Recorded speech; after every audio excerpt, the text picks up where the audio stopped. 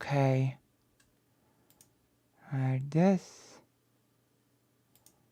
And this. Ooh. All right, so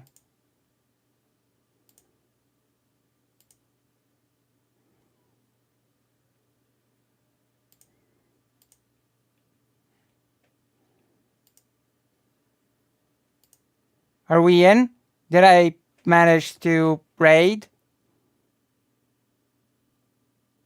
There you go. Nice. We're doing the thing. We're doing the meme. Also, since you're here, do consider joining the page. Because I've also got a page here. Boom. So now we are starting a brand new topic. The Jewish socialism. How much do you know about Jewish socialism? Today is a day of thick knowledge. Also, hello, Greater and hello, fake Alec Kyle Parker. Nothing much. As in, you don't know much? Nothing. Nothing. All right. We're gonna learn from my personal favorite page about Jewish socialism.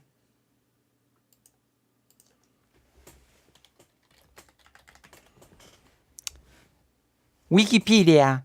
Hello, Maya Mayor. But before we start, I'm gonna restock on some Pepsi. I need some Pepsi. And then, as you join the page, I'm sure, we're going to learn about Jewish socialism and its repercussions for the wider Jewish world. Right? We're going to learn about all of these things. And you're going to be surprised because as much you prefer Pepsi over Coca-Cola or you don't care which, I care which one is cheaper at the moment of me buying it. Also,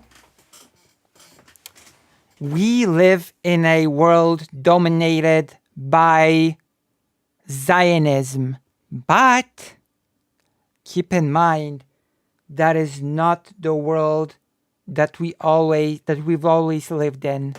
And we're gonna start with a bang when I'm back. BRB, don't go anywhere. Don't go anywhere.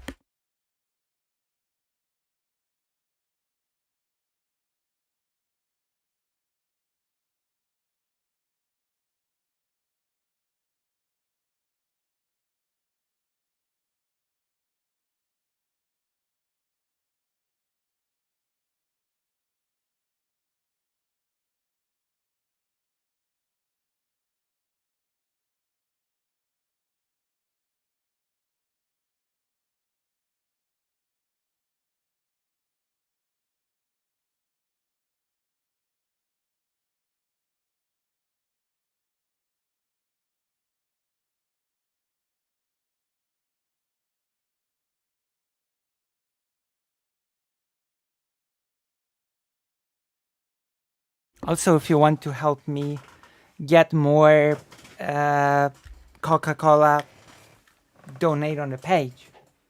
It's true. Don't go anywhere. I just got here. Nice. Thank you for being here, Wem. Thank you very much for being in here. Okay, we're gonna start with a short. A short that might surprise you. Or maybe not. But I still like this short, so I'm gonna start this stream off by showing you. True, like, subscribe, and join the page. That is a very good mantra to follow. actually. There's a very good mantra to follow.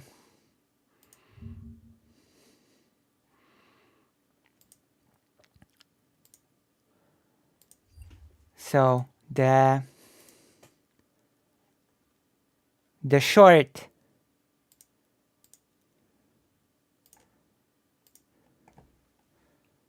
Lucy, define Zionist for me, please. Okay, that is actually not a difficult task for me to do. I was watching a guy clean hoarder houses before this for free. Hi, I was watching the President Sunday stream you were on first. Thank you, Bill Portley. So Zionism is basically the belief that Jewish people cannot live in any other country as free people, that Jewish people cannot find freedom and emancipation in any country, and therefore they must find a country of their own, and that country being Israel in Palestine. And also Zionism, which is a very important thing to note, identifies Jewish people as a nationality and assigns to Jewish people a national identity of Jewishness, if that makes sense. And that led to the language wars of which language would be the national language of Jewish people, and that there was argument within Palestine itself between German and Hebrew. There was a big argument between people who preferred the diaspora, so Yiddish and Hebrew as well. So now, let me show you this.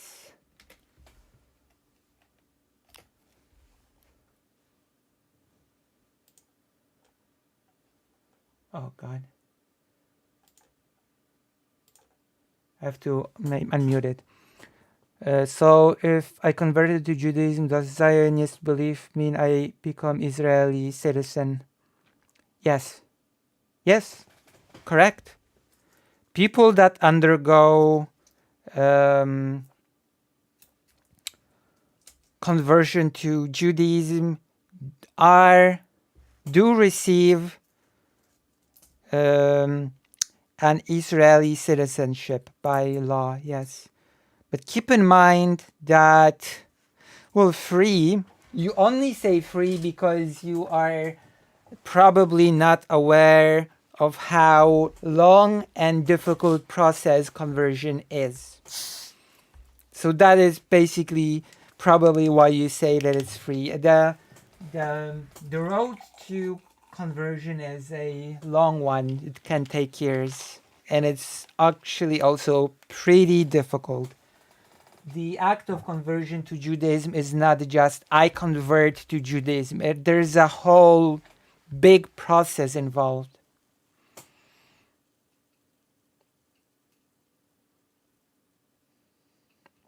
Zionism isn't purely secular. It's believed that Israel was given to them by God. Well, it's complicated, okay?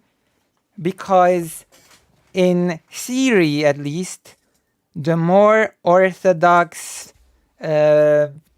Jewish people reject Zionism, and that was the case before World War II. Orthodox Jewish people rejected Zionism. Why?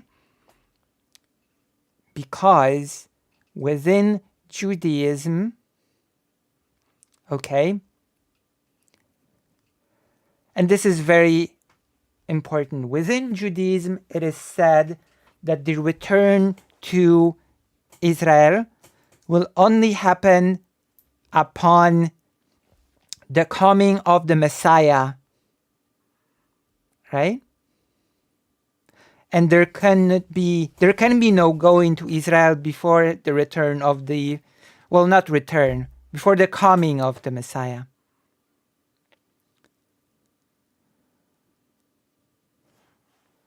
And now I pose this question to you.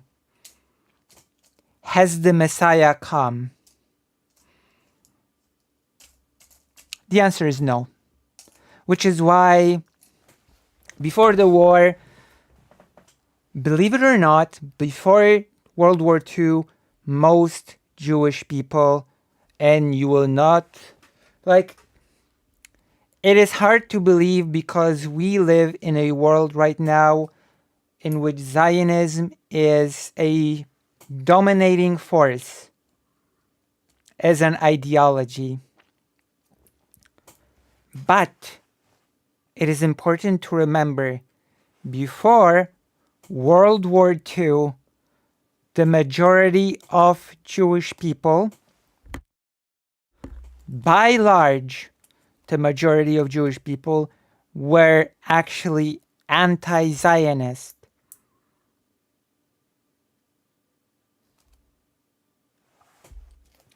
And there were two major reasons why people before World War II were anti-Zionist overall. The first reason I have already given you. The first reason being the religious community, right? The Orthodox Jewish people who said, well, the apocalypse is a Christian thing, so that has nothing to do with Jewish people. The apocalypse is a a Christian thing.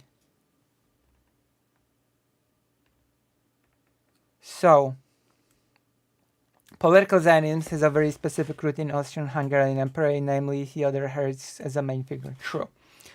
But Zionism, believe it or not, before World War II was not very popular as an ideology. And it stems mostly of political and thus secular thinking. Correct, once again. Correct. So, religious people, the later religious aspect of modern Zionism is not linked to this. Right. Okay, so I will say this. Religious Jewish people rejected Zionism because there can be no going to Israel before the Messiah comes. That's simple. But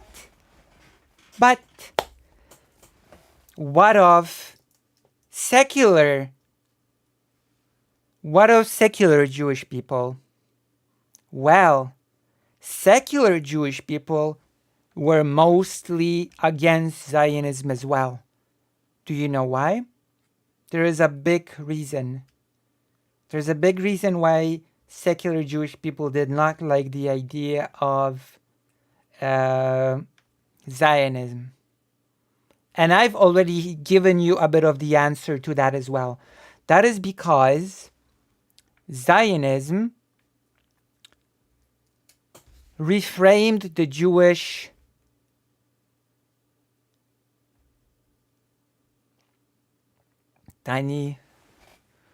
it's a religious thing.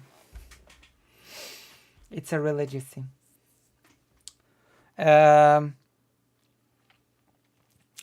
Secular Jewish people did not like the idea of Jewish people becoming a nation and a nationality. Because Jewish people saw themselves as something else, as something more than a nationality in the sense as nationalities emerged at the end of the 19th century and the beginning of the 20th century, right? Jewish people saw themselves as part of an international community, the so-called Yiddishland. The idea of Yiddishland means people that are not really connected to any particular piece of land or any particular nationality, but of people who are connected with by a culture, by a way of living, by a language. And that language was Yiddish. You before the war, which you might start to get an idea as to why Yiddish was a language that was fought against by the Israeli government. So let's listen to this. Orthodox Jews show solidarity with Palestinians. You here today to support Palestinian rights. We as Jews are embarrassed what's happening there in the state of Israel in the Jewish name. And what's your message to the people of Palestine? They shouldn't give up the struggle. They should continue to fight and not give up the struggle against the state of Israel, because by the end, Palestine will be free, because this is truth. Will succeed by the end. What's your message to the people of Palestine? They should know.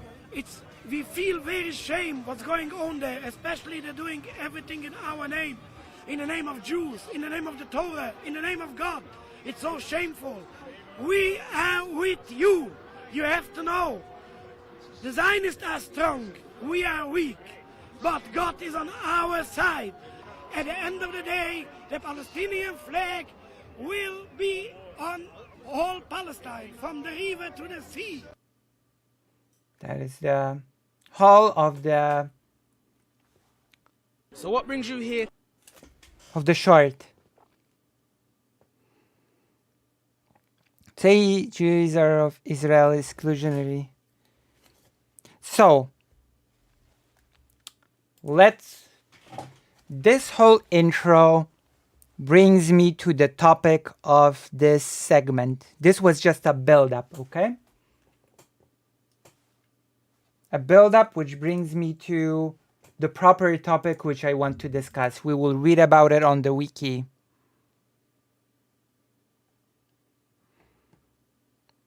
The topic is Bund.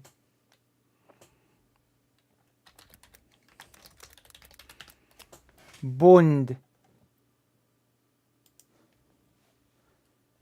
Because the title of the stream, as I promised, is Introducing Jewish Socialism. And I have learned that not many people know about this. We're going to look into an English wiki. General Jewish Labor Bund. And we are going to learn about the beginnings of the Bund. We are going to learn about its activity before the war, during the war. And we are going to learn of its downfall after the war, kibbutzim. The General Jewish Labor Bund in Lithuania, Poland, and Russia. Allgemeiner Jiddischer Arbeiterbund in Litauen, Polen und Russland.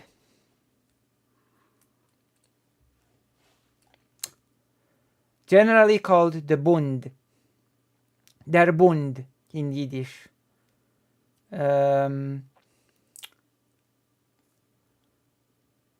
Cognates to German Bund, Federation or Union.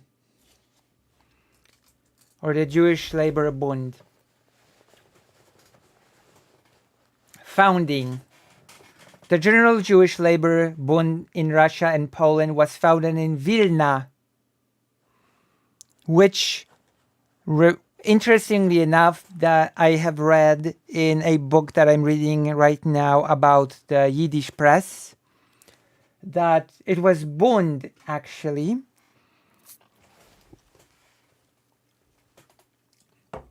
that has raised the prominence of Vilna as a major Jewish center within this region. Oh, Barry! Thank you, Lara Apples, for the tier 1 subscription. Thank you, Lacey. I'm learning a lot. Thank you. And I wanna do more history and more sort of things like this. So thank you.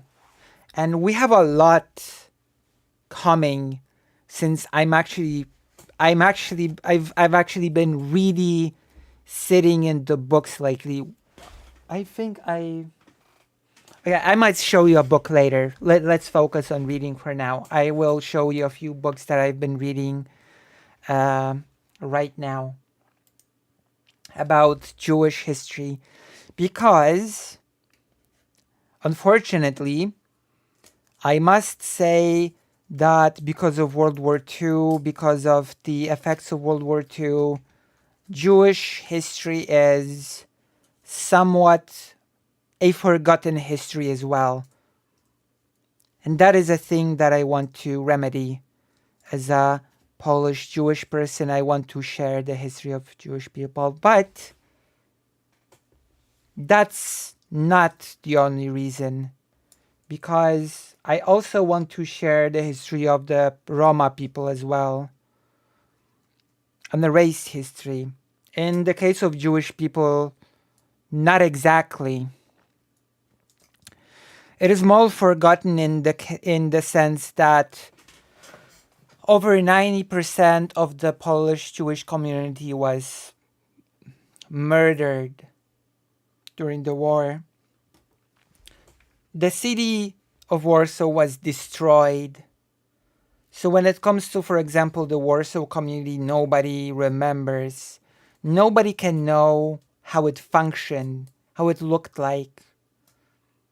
And it is sort of neglected. The memory of the pre-World War II Jewish community is neglected in a very painful way. And I think it is important for us to learn about these things, to show solidarity, right? I'll give you a perfect example. If you live in the US, Vilna is Vilnius, the capital of Lithuania. Vilna is Vilnius, or Vilno in Polish.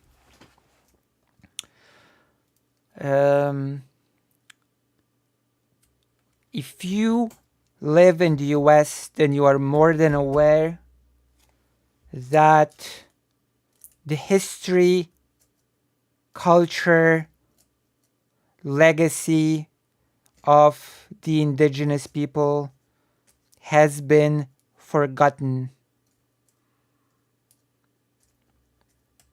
neglected, erased. One could argue that the genocide of the indigenous people is ongoing still. And I think we as people who espouse, who sort of are progressive, we cannot let that be. We cannot let that be.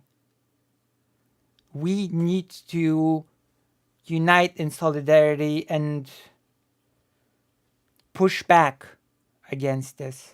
I knew that there are and were American Jewish socialists like Howard Zinn, Noam Chomsky, Emma Goldman, etc., but I don't know very much about Jewish socialism in Europe. You're about to learn, Ashmar. You are about to learn, because it is a huge movement.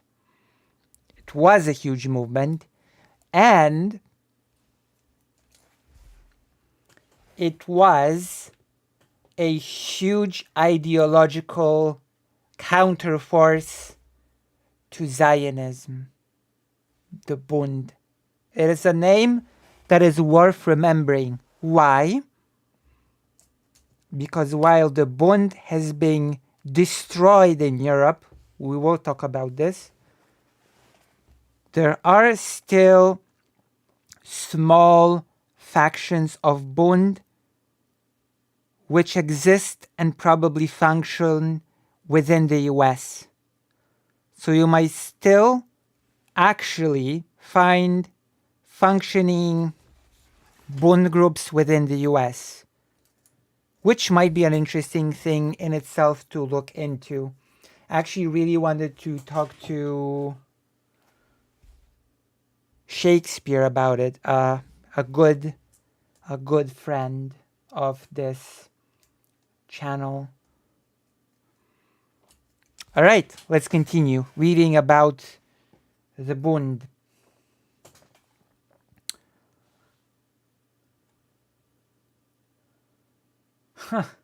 A member of the Bund was called a Bundist.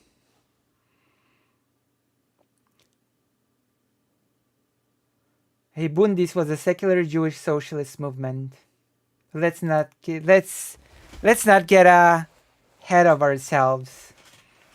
The General Jewish Labor Bund in Vilna, October 7, 1897. The name was inspired by the General German Workers' Association.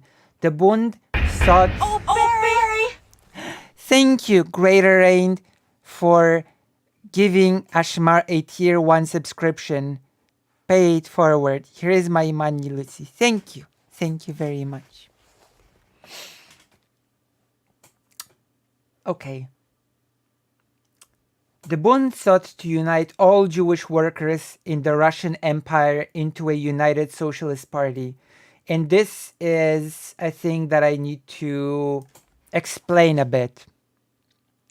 After the partitions of the Polish-Lithuanian Commonwealth, what is now known as Poland, Lithuania, Belarus, and Ukraine were divided between Russia, Prussia, and Austria. And Vilna or Vilnius, Warsaw, and many other parts of Poland, Lithuania, and Belarus were within the Russian Empire. And this is why the Bund wanted to unite all Jewish workers in the Russian Empire, because Poland and Lithuania did not exist at that time as countries. Even though technically there was a Polish kingdom which was called the Congress Kingdom, but the Congress Kingdom was still connected to the Russian Empire, and the monarch of the Kingdom of Poland, of the Congress Kingdom, was the Tsar. Okay? And so, into a united socialist party. So, to unite all Jewish workers in the Russian Empire into a united socialist party. It was clearly a socialist party for workers. And also to ally itself with the wider Russian social democratic movement to achieve a democratic and socialist Russia. And interestingly enough, there is a very famous writer, Jewish writer, born in Poland, who lived in Warsaw, a Nobel Prize winner, Isaac Bashevis Singer. I have his book here somewhere to show you. Isaac Bashevis Singer, Zinger, a very famous Jewish writer, a noblest. In one of his books, he describes socialists talking about Zionism. And so Isaac Zinger writes, Theodor Herzl has died, but even though he died, the Zionists have held a meeting as they do every year. But on the other hand, the socialists wrote that the Zionists live a delusion. Why would you want to move to a desert-like country where other people already live, when you can build socialism here where we already are? right? It was a big part of what the Bund believed, that there is no reason to go to Palestine to create a nation state of Israel, that it's better to build socialism. I would say so, yeah. I would say that it is, yes. I would say that it is a bit extremist, yes. There are reasons to say that, and we might sort of explore those reasons, but for now let's focus on the Bund.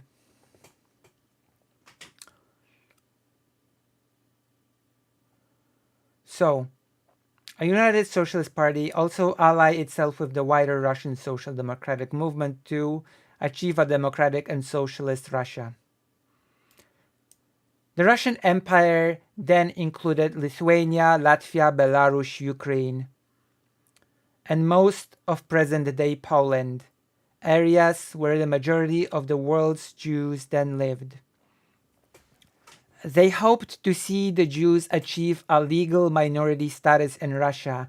Of all Jewish political parties of the time, the Bund was the most progressive regarding gender equality, with women making up more than 1/3 of all members. So not only was the Bund socialist, it was also extremely progressive. But then again, left-leaning people tend to be pretty progressive, right? That there does seem to be a correlation between being left-leaning and being progressive on the whole. What would be best be done with displaced Jewish people after World War II in a potentially still hostile environment? We will get to that, actually. We will get to that.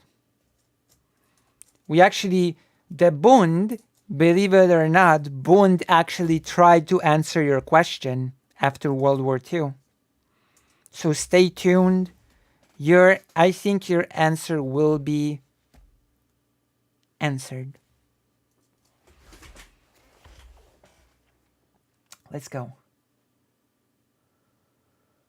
The Bund actively campaigned against anti-Semitism. It defended Jewish civil and cultural rights and rejected assimilation. However, the close promotion of Jewish sectional interests and support for the concept of Jewish national unity, Klal Israel, was prevented by the Bund's socialist universalism.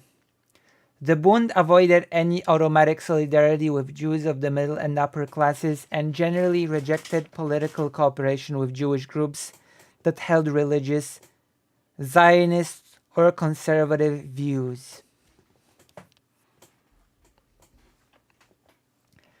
Even the anthem of the Bund, known as the Oath, Die Schwur in Yiddish, written in 1902 by S. Ansky, contained no explicit reference to Jews or Jewish suffering.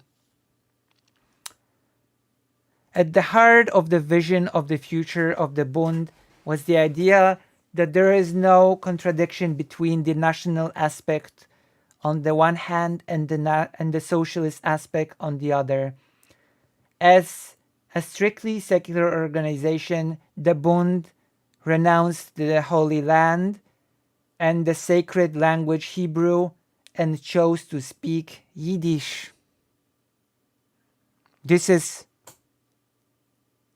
very important part.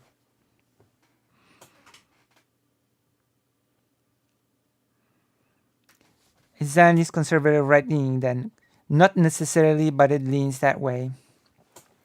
Good evening and boo to all socialism, but I get it.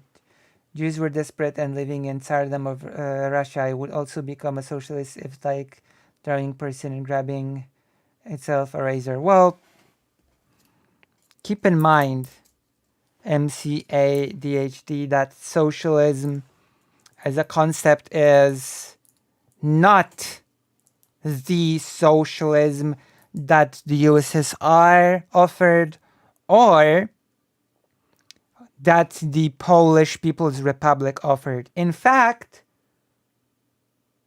which we will get into later, the Polish People's Republic, PRL, destroyed Bund. That's right. We will get to it, but Bund was actually destroyed by the socialist government. So I'd be careful with saying things like boo to all socialism.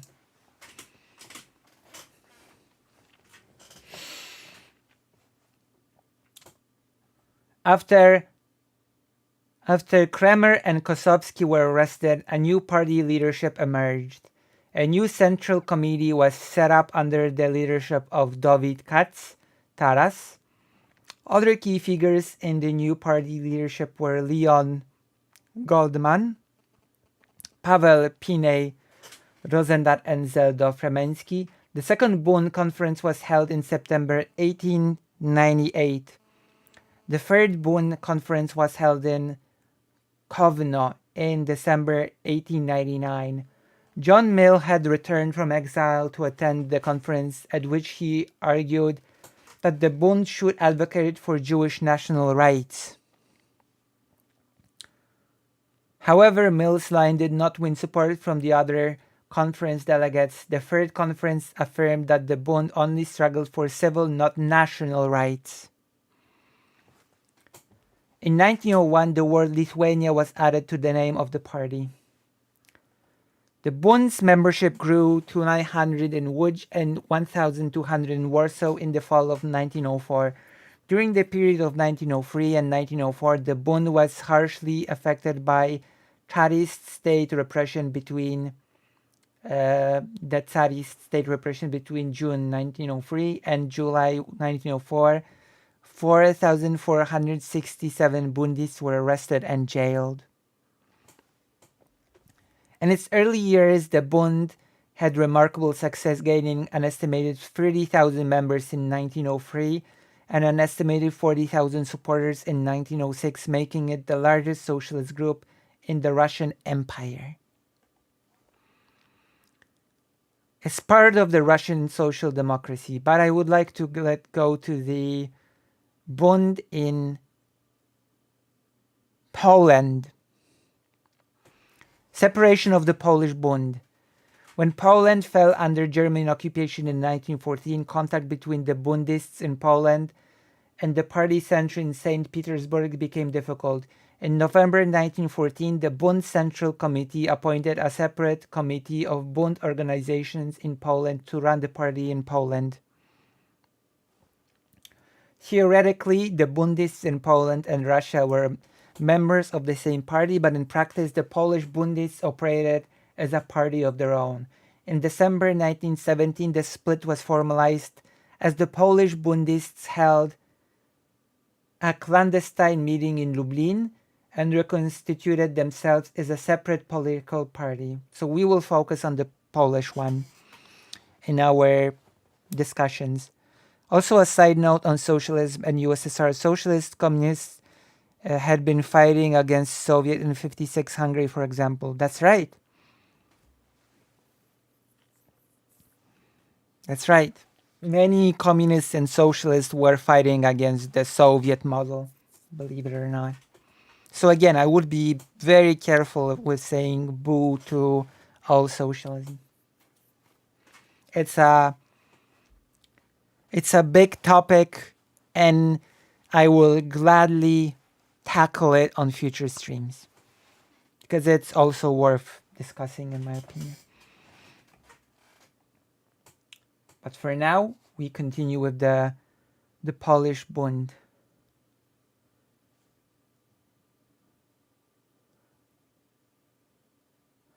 They recognize the USSR as an incarnation of the Russian Empire, just in red. Good for them. I mean, many people did, including the socialists in Poland, mind you.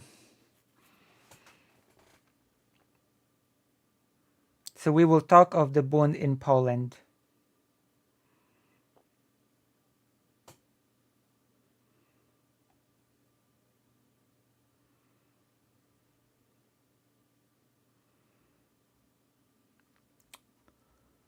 Or is it?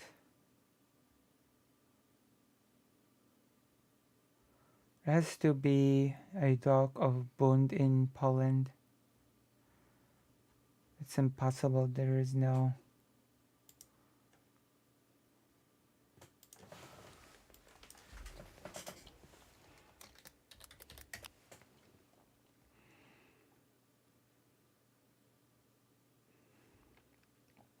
USSR had researched on how it carried over some of the baggage of Russian Empire, and in a sense, it even got worse conflicts the ideal Soviet as Russian. True.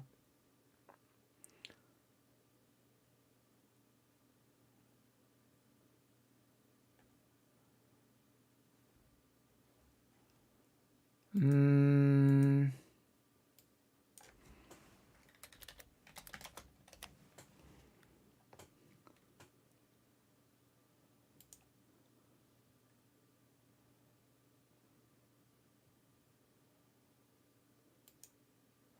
There has to be.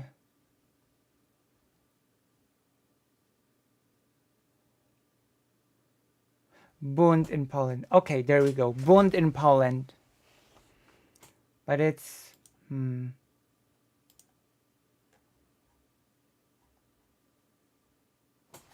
I will find it.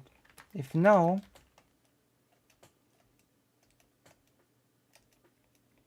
Then we will just have to read the Polish. Okay, we'll have to read the Polish wiki.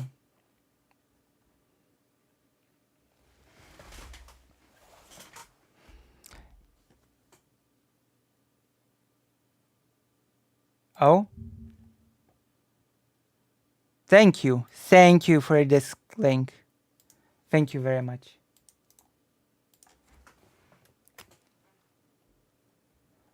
I'm Hungarian and I'm socialist leaning heavily. Same. I'm actually socialist leaning heavily as well.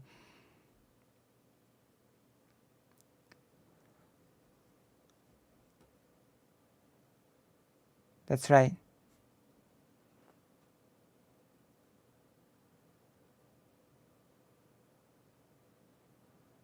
Embarrassing. So we do nothing? What do you mean?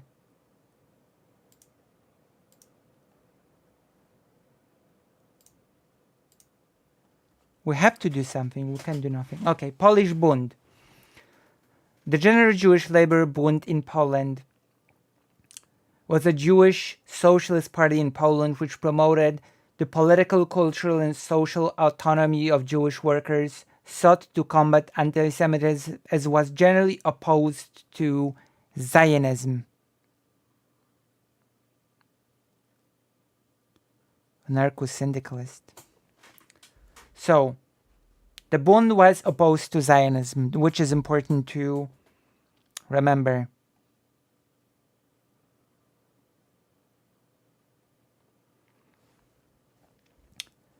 Creation of the Polish Bund. The Polish Bund emerged from the General Jewish Labor Bund in Lithuania, Poland, and Russia of the erstwhile Russian Empire. All right. The Bund had party structures established among the Jewish communities in the Polish areas of the Russian Empire.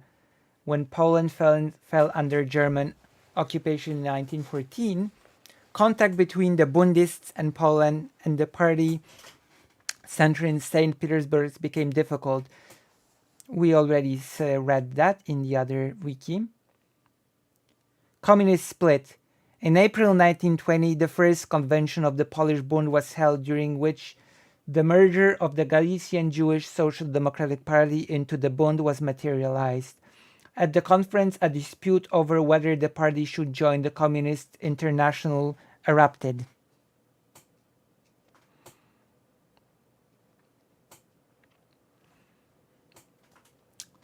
A majority resolution calling for the entry of the party into the Communist International was passed at the convention but never implemented. As a result, the Polish Bund was divided, with around a quarter of the Polish Bund leaving the party to form the Communist Bund in 1922, which subsequently merged with the Communist Party in 1923. Organizing workers. In 1921, Bund-affiliated trade unions joined the Central Commissions of Class Trade Unions Polish Komisja Centralna Związków Zawodowych, the Governing Council of the Union of Professional Associations Polish Związek Stowarzyszeń Zawodowych, the umbrella organization of the Polish Socialist Party trade unions. However, while party of the KCZZ, the Bund unions were not part of the ZSZ.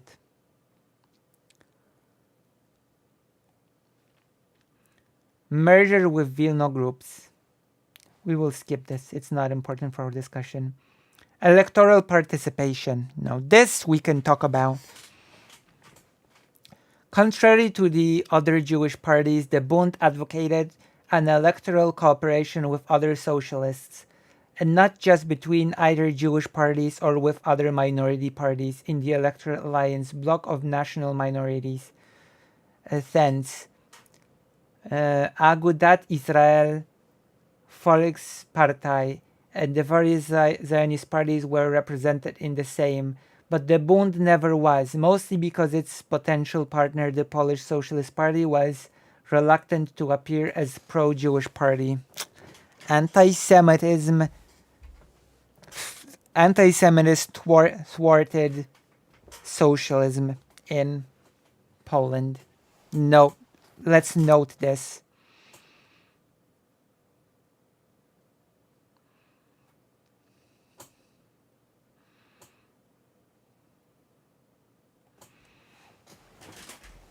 Okay. MCADHD. It is important, very important, and I think young people who look fondly at the Polish People's Republic should learn this as well. This is why we need more history lessons. Socialist parties from before World War II were very different from the Communist Party that ruled after World War II. Let me remind you that Stalin dissolved the Polish Socialist Party first thing when Poland became the USSR's puppet state. The Polish Socialist Party was dissolved right after the war. But that's a story for a different day. The Polish People's Republic had nothing to do with what we are discussing here right now. This has to be said. It had nothing to do with it.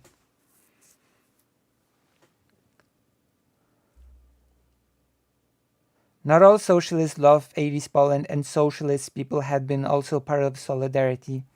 That is absolutely correct. And the biggest example of this is Jacek Kuroń. Like the most exemplary example of this is Jacek Kuroń. There are people who understood and had issues with the Warsaw Pact, of course.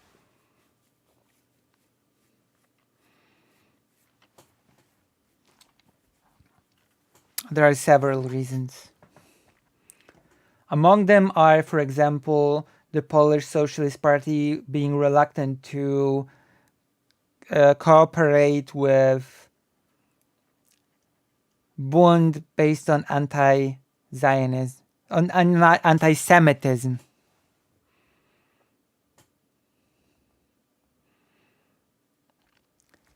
I know he hated Piłsudski for having his ass handed to him in the Polish Bolshevik War. That's true. Stalin did hate Piłsudski, especially since the loss in that war was, in a lot of ways, Stalin's fault directly. But that's also a story for another day. So, the party obtained 81,884 votes at the 1922 Sejm election, approximately 100,000, 0.7 in the same in 28, and 66,699 at the largely rigged 1930 Sejm election. In the autumn of 1933, the party issued a call to the Polish public to boycott goods from Germany in protest of the Hitler regime. So the Bund issued a call to the Polish public to boycott goods from Germany because of the, because of the Nazi anti-Semitism. In December 1938 and January 1939, at the last Polish municipal elections before the start of the Second World War, the Bund received the largest segment of the Jewish vote. In 89 towns, one-third elected Bund majorities in Warsaw. The Bund won 61.7% of the votes cast for Jewish parties, taking 17 of the 20 municipal council seats won by the Jewish parties. In Łódź, the Bund won 57.4%. For the first time, the Bund and the PPS had agreed to call their electors to vote for each other, where only one of them presented a list. This, however, did not go so far as common electoral lists. This alliance made it possible for a left electoral victory in most great cities: Warsaw, Łódź, Lwów, Piotrków, Kraków, Białystok, Grodno, Wilno. So, as you can see, this was an example of socialists winning. Right? This was an example of socialists winning. So I guess socialists don't always lose, as we can see from this article. There are, in fact, times when socialists win. After its municipal electoral success in December 1938 and January 1939, the Bund hoped for a breakthrough at the parliamentary elections due in September 1939, but these were de facto cancelled by the German-Soviet invasion.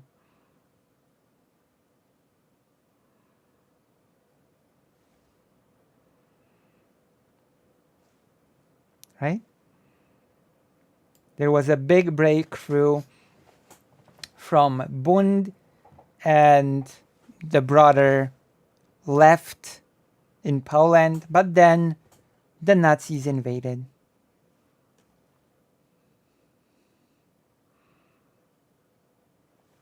I will repeat. This alliance made it possible between the Bund and the Polish Socialist Party. This alliance made it possible for a left electoral victory in most great cities: Warsaw, Łódź, Lwów, Piotrków, Kraków, Białystok, Grodno, Wilno. After its municipal electoral success in December 1938 and January 1939, the Bund hoped for a breakthrough at the parliamentary elections due in September 1939, but these were de facto cancelled by the German-Soviet invasion.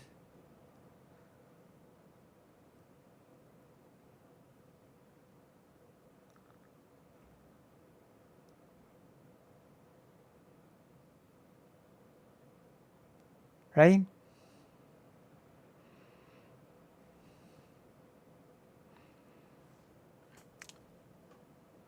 Organization. The party organization was based on local and regional groups which formed the lowest level of party cells.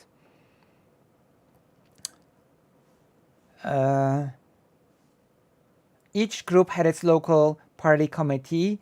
The highest authority of the Bund resided with the party congress, which elected the central committee and the party council, an advisory group.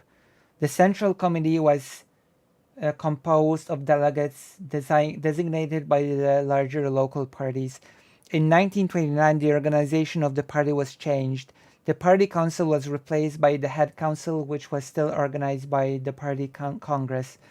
But now the members of council were selected from the members of the central committee. The party was a member of the Labor and Socialist International between September 1930 and 1940.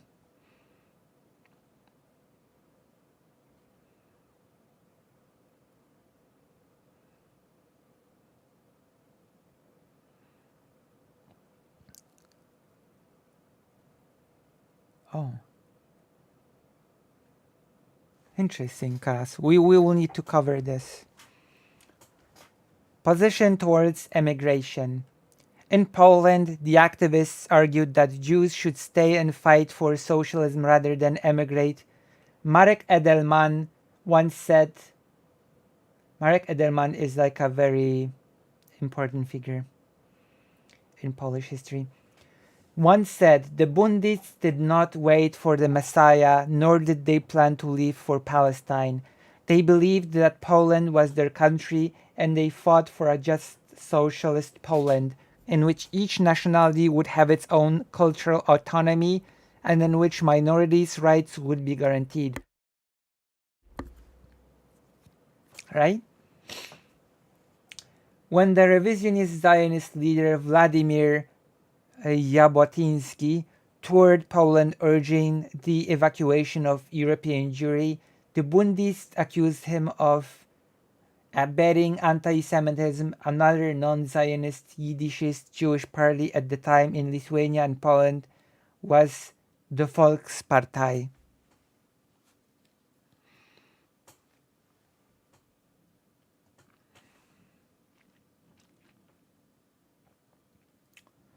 Marek Edelman said the Bundists did not wait for the Messiah because the Messiah rhetoric is still a big part of the Jewish cultural heritage. Does that make sense? World War II. Monument to the Bund in the Jewish cemetery of Warsaw.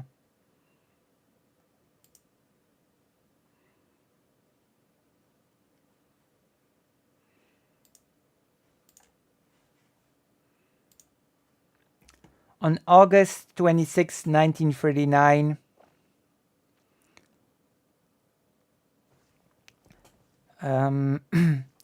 the party signed the joint statement of socialist parties in Poland calling for the people to fight against Hitlerism. Other signatories included the German Socialist Labour Party of Poland. After 1939 German-Soviet invasion, the Bund continued to operate as an underground anti-Nazi organization in German-occupied Poland. Several Bund leaders and structures stayed in Soviet-occupied Poland and endured the Stalinist repression. Two most eminent Bund leaders, Viktor Alter and Henryk Ehrlich, were executed in December 1941 in Moscow on Stalin's orders under accusations of being agents of Nazi Germany.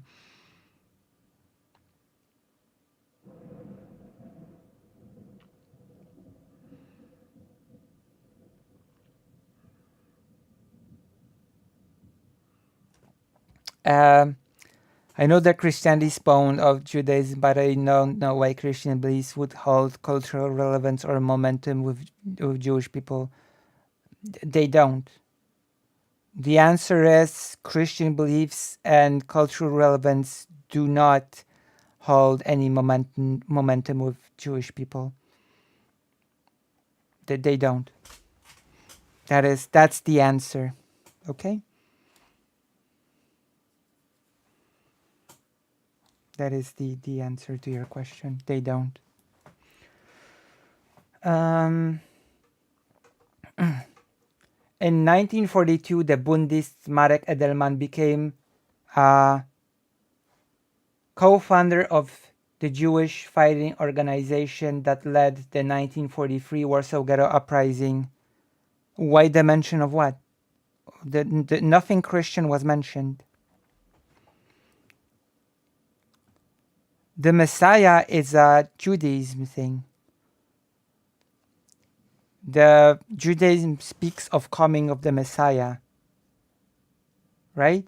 Christianity says that Christ was the Messiah promised in the Torah, okay? And Jewish people say, no, Jesus Christ was not the Messiah. We are still waiting for the Messiah. So according to Christianity, the Messiah already came once. That was Jesus. According to Judaism, the Messiah never came. We're still waiting for him.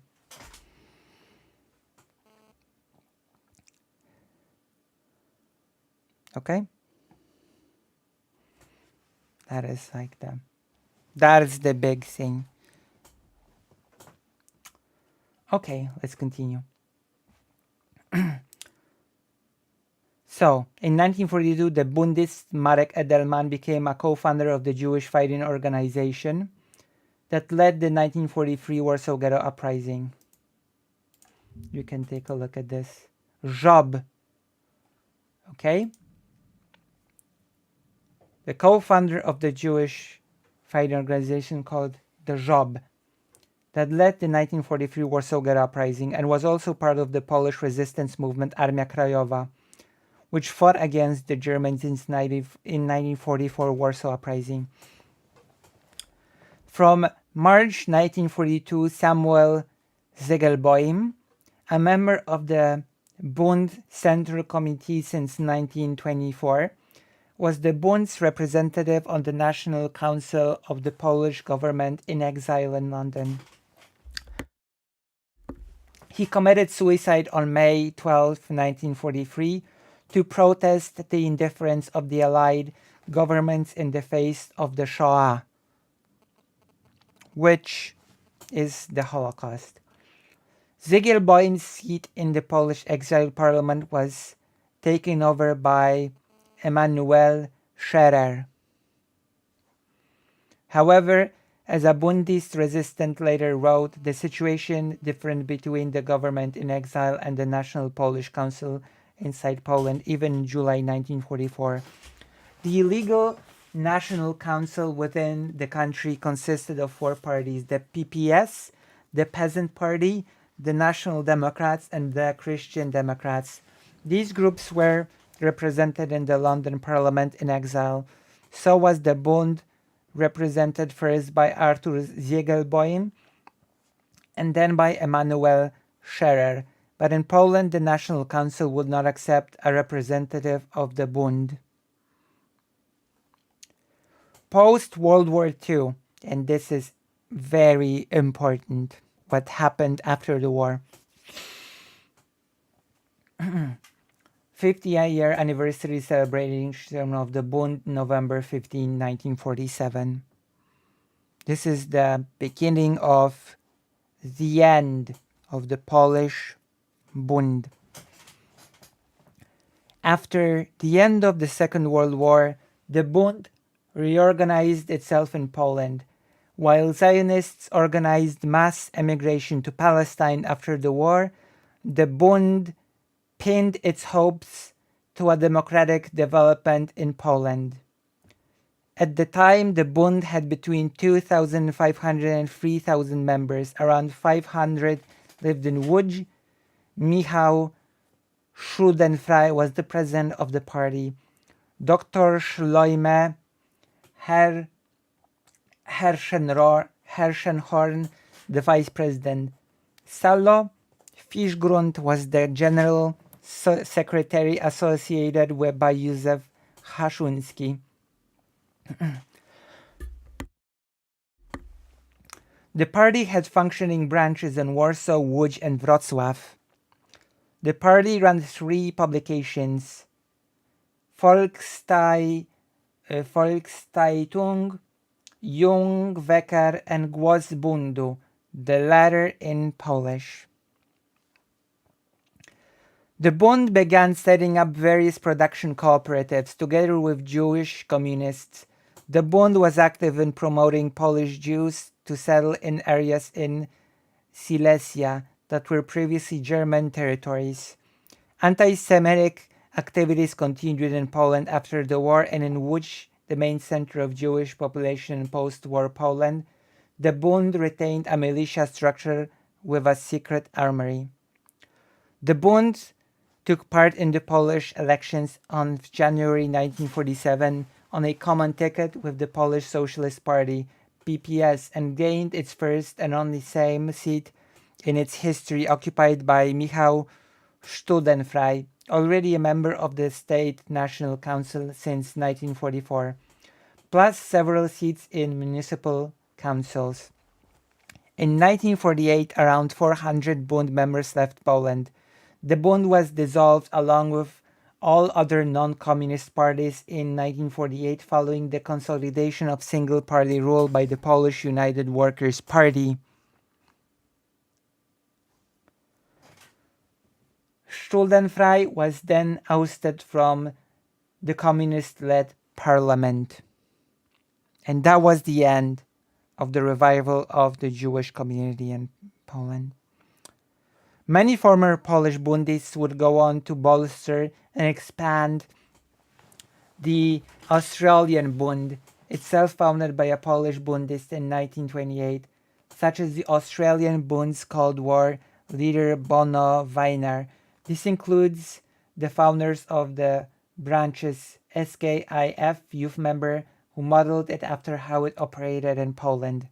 In 1976, Marek Ederman, a former Bundist activist and leader during the Warsaw Ghetto Uprising, became part of the Workers' Defense Committee and later part of the Solidarity trade union movement. During the period of martial law in 1981, he was interned. He took part in the Round Table talks and served as a member of parliament from 1989 until 1993.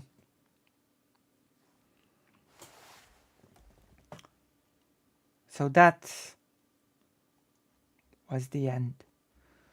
Bund, a huge anti-force to Zionism,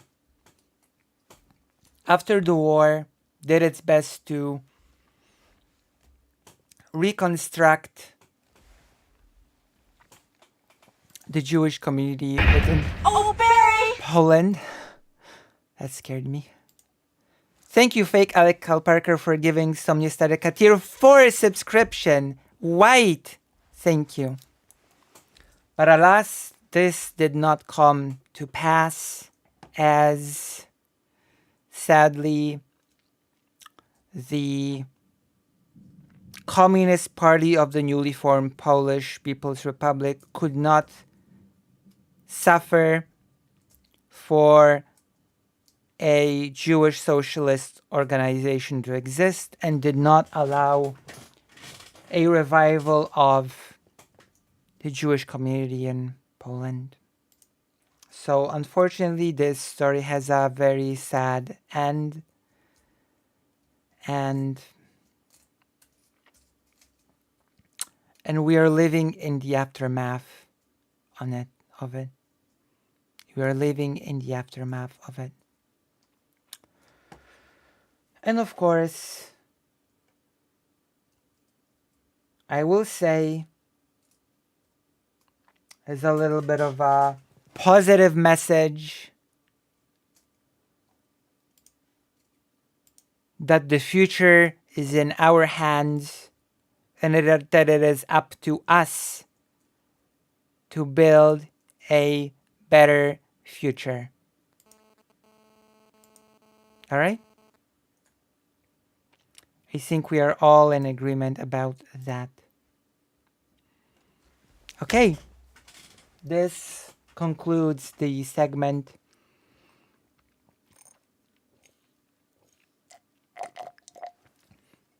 So in other words, don't be doomerists. We've got many wonderful role models from the past that did their best. And they have shown us that we can win, that we can have successes. And I believe we can. Let's do it. Okay, now we will play a little bit of a game. And by that I mean we will literally play a game. But first, there is a thing that I wanted to do a react to. Did you know that there was a debate? Did you know there was some wild Vosh debate or something?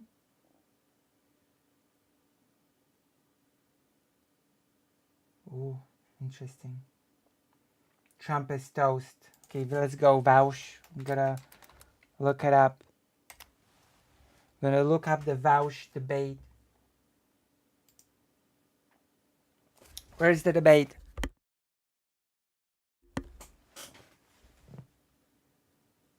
Here is it? Discord debate gauntlet goes off the rails. Who's Vaush? Vaush is a Polish streamer. That is all you need to know about Vaush. Okay, let's watch this content while we play a game. You love to watch me play games, don't you? You love it.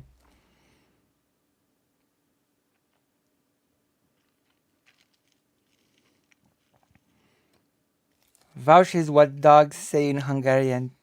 Vau. Oh yeah. In Poland it's how. If you have a different debate from Vaush, then feel free. There has to be a different debate. Heard there was this sort of weird debate.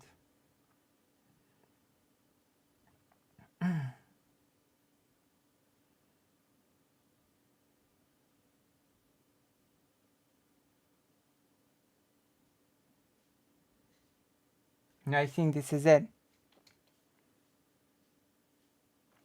They say really enjoy Shakespeare insults. They're really pretty fun. Wait, what Shakespeare insults? Some can be toast like toast. What? What Shakespeare insults?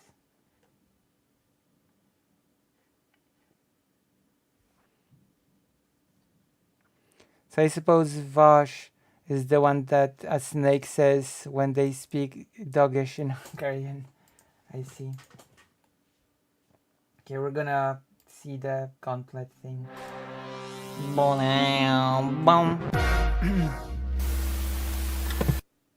Welcome, everybody, to the Debate Politics AMA featuring Vosh. Vosh is an American left-wing YouTuber and Twitch streamer who debates and discusses politics online from a libertarian socialist perspective. Considered a progressive, an anti-fascist, libertarian socialist, and a big fan of democracy, we welcome Vosh. Welcome to Debate Politics. The questions will work as follows. You will get your preliminary question and 2 follow-up questions for Vosh. It is possible that we will start to run out of time and need to reduce it down to 1 question per person. Vosh is reserved the right to not answer a question should he feel uncomfortable. I can remove them from the stage at Vosh's request. To ask a question, simply raise your hand, and we will invite you on stage to ask your question. Vaush? Please remain respectful to our guest when considering what question to ask. So I'm going to go ahead and start writing down everybody's name, everybody who has their hand. Is it true that you're a horse, Vaush? There you go. I already asked a question, but Vaush did not answer because he's uncomfortable. Hand up, and I will just be rotating through the audience. For the first person that we are going to allow to ask the question, MT Foxtrot. MT Foxtrot, you are being invited to speak. If you are feeling too uncomfortable to literally say anything, just type it in chat, and I would be more than happy to add you to the list. Go ahead, MT Foxtrot. Just one moment. Seems my headphones have died and I'm going insane. I'll just work with it. I'm pretty big into Marxism, and I've watched your stuff for a while. I've kind of stopped watching very recently. Why did but you I was stop? going to ask, in all of your stuff, it seems like you reject Marxism. Can I ask why that is? That's what? In what way do you think I reject Marxism? Well, it seems that you reject the notions that basically led Marx to coming to a dictatorship of the proletariat, specifically with your transition from a capitalist economy to a quote-unquote market socialist economy with an anarchist revolution following it. That's all I could really find. Since when does Vosh reject Marxism? What? Oh, it's a tanky. It seems that way. I was going to ask why that is. Well, a dictatorship of the proletariat is just a worker-run society. It doesn't literally require a dictatorship. The word meant something different back then. I think I'm aware of that. A market socialist society is a worker-run society. And under market socialism, there's literally no bourgeois class. So at that point, the only remaining thing you have to deal with is the commodification of the economy. And I think that's something that's better done incrementally, because doing so requires a bunch of really tectonic economic shifts that, if done poorly, could lead to mass Oh, famine, boy. starvation, and I don't think that's good. I don't think that that's the good either. wresting political power from the bourgeoisie is the necessary first step, and that all of the twiddly little economic micromanagement stuff has to come after that. Right. I'm gonna follow this up not with a question, but rather a continuation of this. Accusation. I'm gonna disagree because socialism of cannot course. function on a market basis. Period. Please refrain from trying to debate Vosh. This is intended as an of course. AMA. I would recommend to ask your last question. Yes, sir. I'll simply concede and say that market socialism isn't socialism. It's just a portion of it. It's just a matter of which steps have to be taken and in what order to get socialism. But I agree, I'm not giving up on the full decommodification part. All right, fair enough. I had that question stuck in my head. I did not expect to go up first. Still been a pleasure. I guess, of course. I guess, what's it like being a YouTuber of your size, this involved with the rest of the online political sphere? Oh boy. Fun, mostly.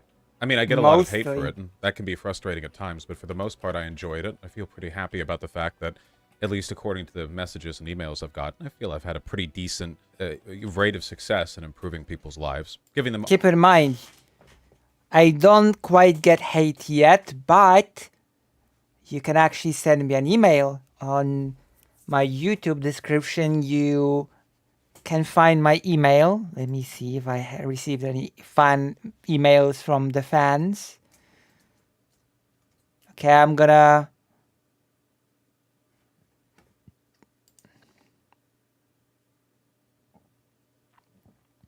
It seems like I have not received any fan mail yet. I can send you hate if you want. I not necessarily crave it. I do not necessarily crave hate. Arguments to help them deal with family and friends, that sort of thing. I wish I could sway more people, but I think that I would feel that way no matter how much influence I had. All right. Thank you so much. All right. Thank you very much. We're going to move on to our next questioner is Ziva. Come on up, Ziva. You have been invited to the stage. Hello, Vosh. I'm a big fan of your work, big fan of your content. I'm a real Voshite.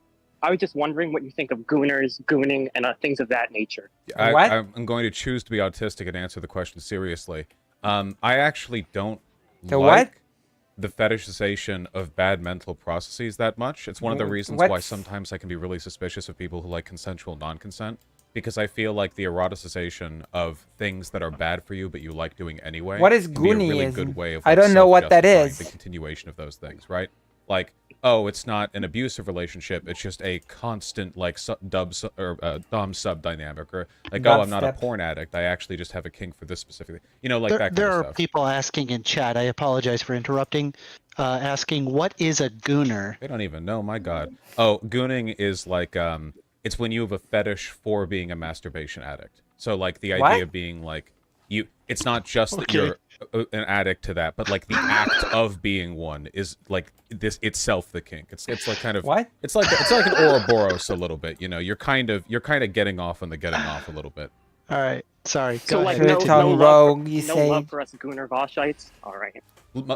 Plenty of love and sympathy, most of all, I think. All right, thank you for your time. Take care. True. Don't rub it raw.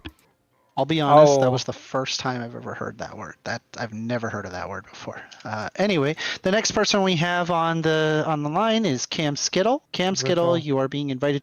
Now, keep in mind, if you do have a question, go ahead and just @me. If you have a question and you do not want to be on stage to ask your question directly, I can ask it on your behalf.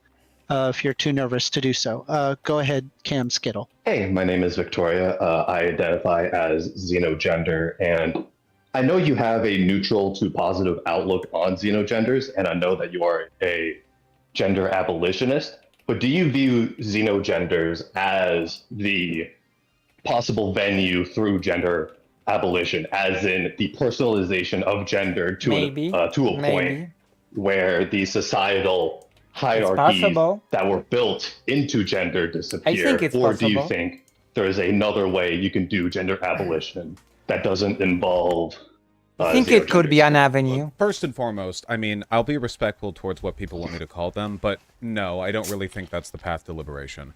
The main issue that I have is that at that point, a xenogender is basically just an identity, but the term gender identity is loaded with so much innate, like, cultural baggage in a way that identity itself is not. I feel like we're doing the opposite of the right thing, right? Rather than trivializing gender as a construct, rather we're expanding the range of the non-trivialization of gender.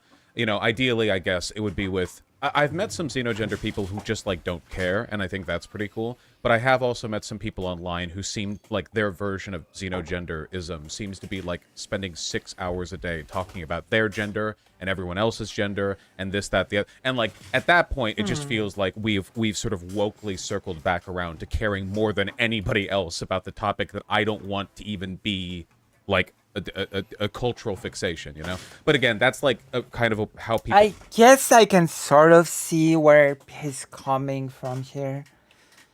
Yeah, I suppose. Right? I guess I can understand where he's coming from here.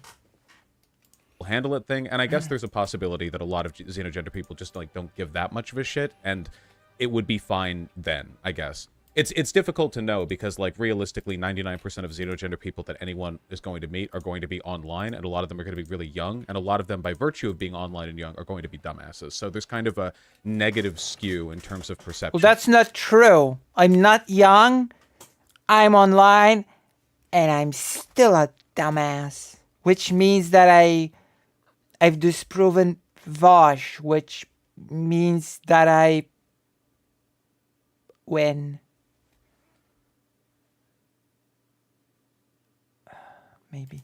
But, you know, I mean, whatever. I don't think it's too big of a deal. I would like to say that I think would you say that maybe a large part of the reason that they talk about being xenogender so much is because it is such a new concept and because of the fact that it is often made into a joke, as in conservatives going, oh, so you literally identify as an attack helicopter without understanding, like, the nuances of the issue. Sure, but I don't think anyone ever will, is the problem.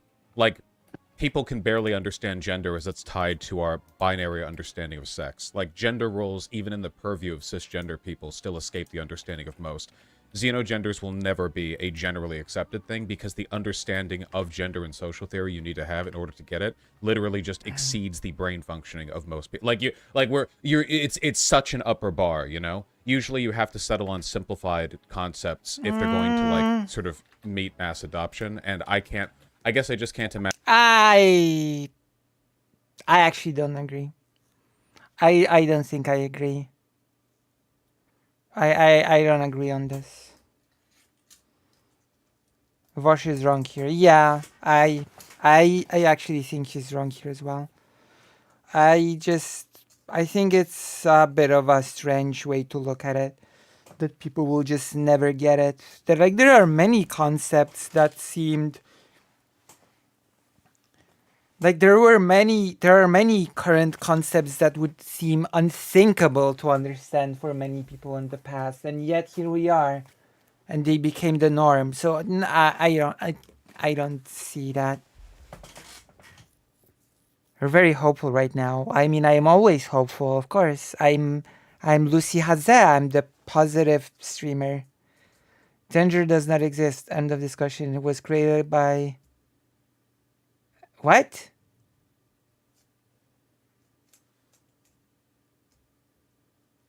What?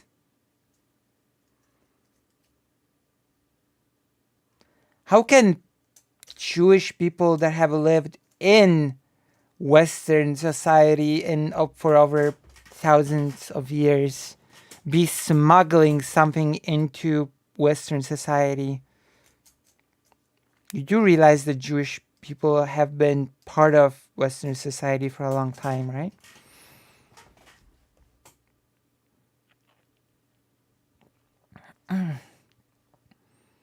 I'm afraid that gender does exist and is very real.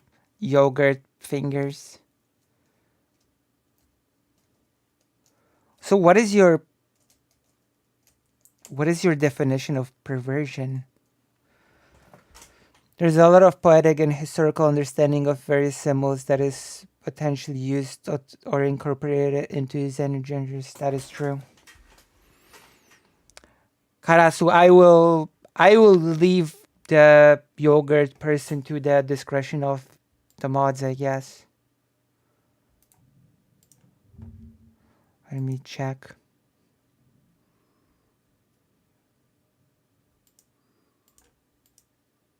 I don't know if this is supposed to be like a joke or...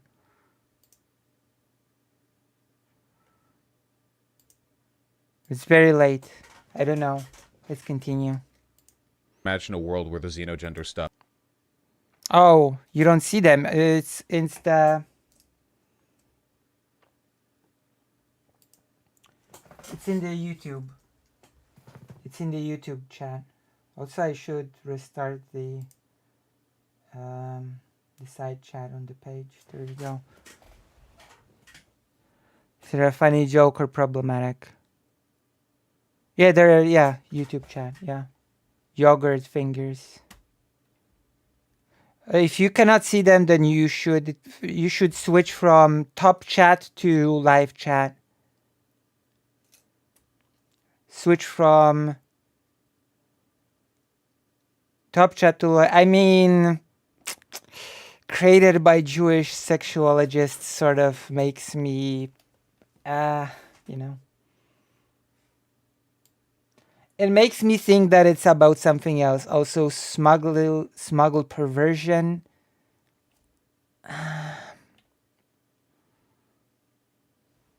Yeah.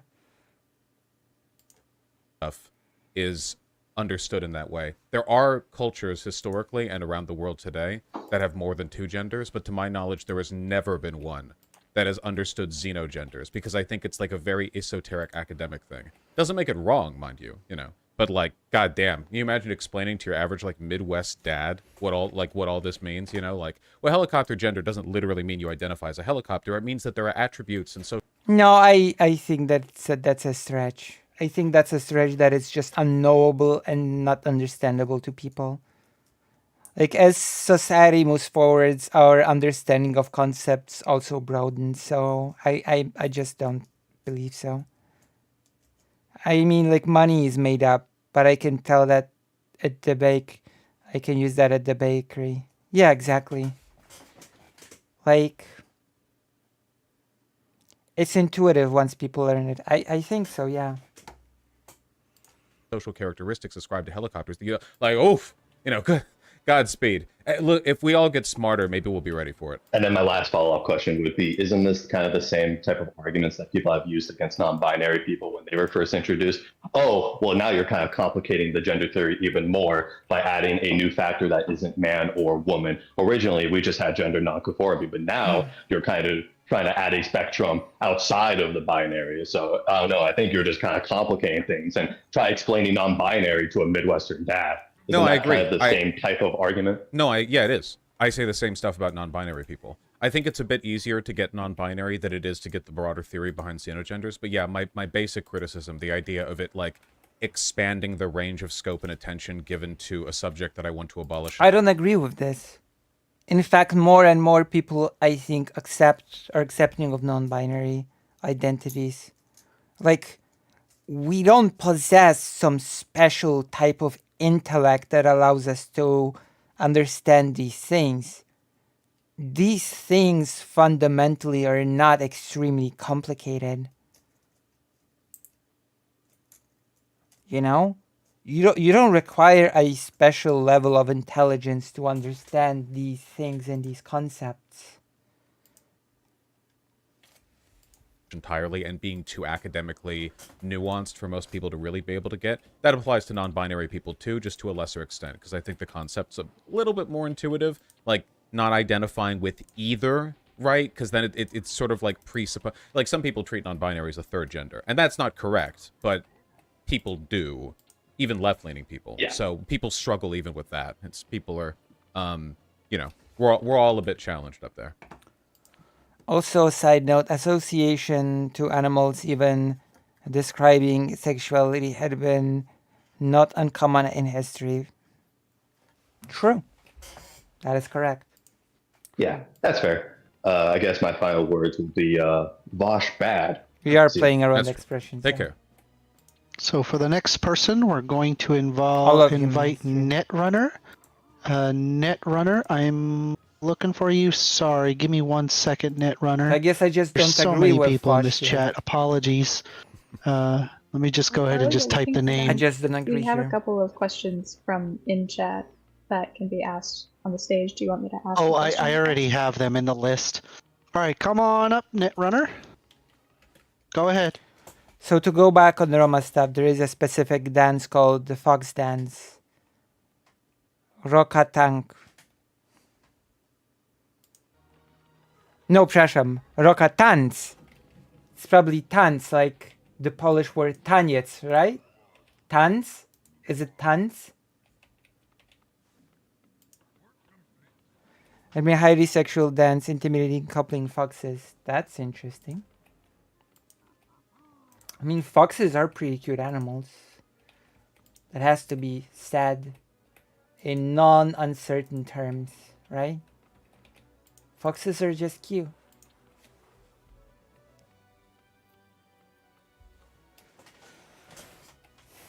Also, I might as well ask you while you're here, what did you think of the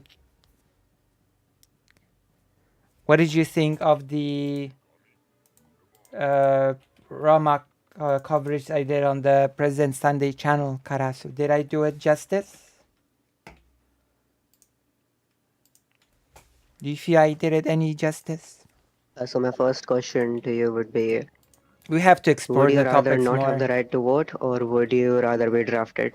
I think that for me personally, I would rather not have the right to vote than to be Oh, it felt like you disappeared at some point. That's why I'm asking. drafted. But I think societally, I would rather everyone be drafted than everyone be disenfranchised. It's one of those like the consequences of like broad social disenfranchisement exceed proportionally the consequences of an individual's disenfranchisement in a way that drafting doesn't. If anything, I think drafting gets better for the individual the more people are drafted, because that means it's like a socially collective problem rather than just you get specifically. Yeah, well, only if you're being collectively drafted, that is. Anyways. Yeah, I mean, So my ideally, second I question is, hope I wouldn't be the only one. I don't think I'd make a great soldier anyway. yeah, if you're the only one or you're one in a certain... Actually, mandatory draft does not care if somebody would make a great soldier or not. That was the whole thing with new cadets being bullied and people committing suicide. Just saying, hello, Gabrielle Thingamajing. Hello. White names. I can't believe.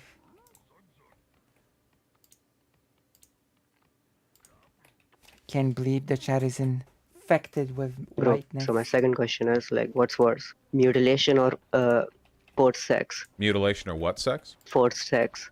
You mean rape? Yeah. Well, I suppose that depends on the mutilation. I don't know if you can... These are two very wide axes on either side of things. I mean, losing a fingertip versus, like, brutal gang... There's a lot of factors involved in this math. I don't have my abacus in front of me. Just answer it, just make up the details on your own. Well, then it wouldn't really be answering your question. It would just be me waffling about all the variables involved. I don't really have a way to answer the question. Can you not do it? No, I don't think so. I don't think there's enough information provided for there to be like a moral conclusion. What is the question? Is it fine if I make the details? You can, though I don't know if it'll necessarily solidify my answer. Where did he go? To make the details, I assume. What was that? Netrunner. Okay. All right, we're going to move on. I can confirm having passed the mandatory drafting in my country as recommended for promotion. Luckily, I did civil service instead of the military one. Like, people used to commit suicide when they were drafted. People would just avoid draft like there's no tomorrow. For sex mutilation. Why would you ask that? On to the next person. There's People a trying to shock lot Vosh. of people asking questions. So we're going to go to the next person, who is Russia It's just Defender. wasting time. Yo, what's going on, guys? What's up? Can you guys hear me? Yes. Howdy. Go ahead, Russia Defender.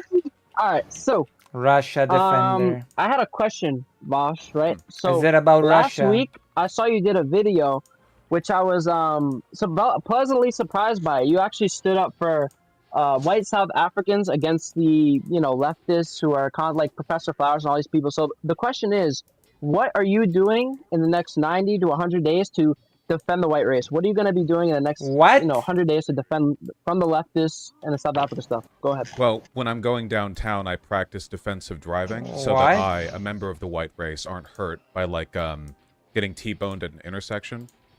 You know, What? I don't want to like get injured. I look both ways when I cross the street. Dude, stop trolling, dude. Why are you trolling? Go You ahead. asked me what I'm doing to defend the white race. I mean, I know I'm just one part of it, but I mean, I've been trying to go on walks daily, even though it's been pretty warm lately. When are you gonna take the Ukrainian refugees in? When are you taking Ukrainian refugees in? That's the question. Into my house, but we're all out of beds here.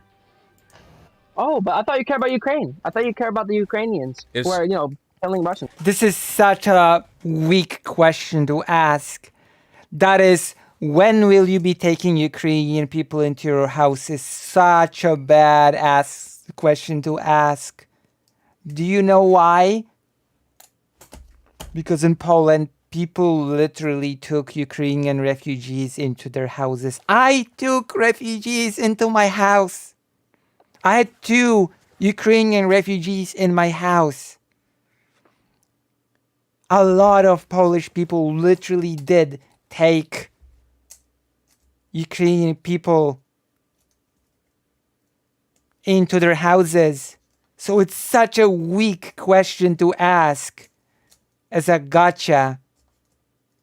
That happened. That was the majority of help provided for the refugees. Polish people taking them into their own apartments to live. So there is no weaker gotcha, quote unquote, than saying, when will you start accepting Ukrainian people into your houses? It already happened. It's happening.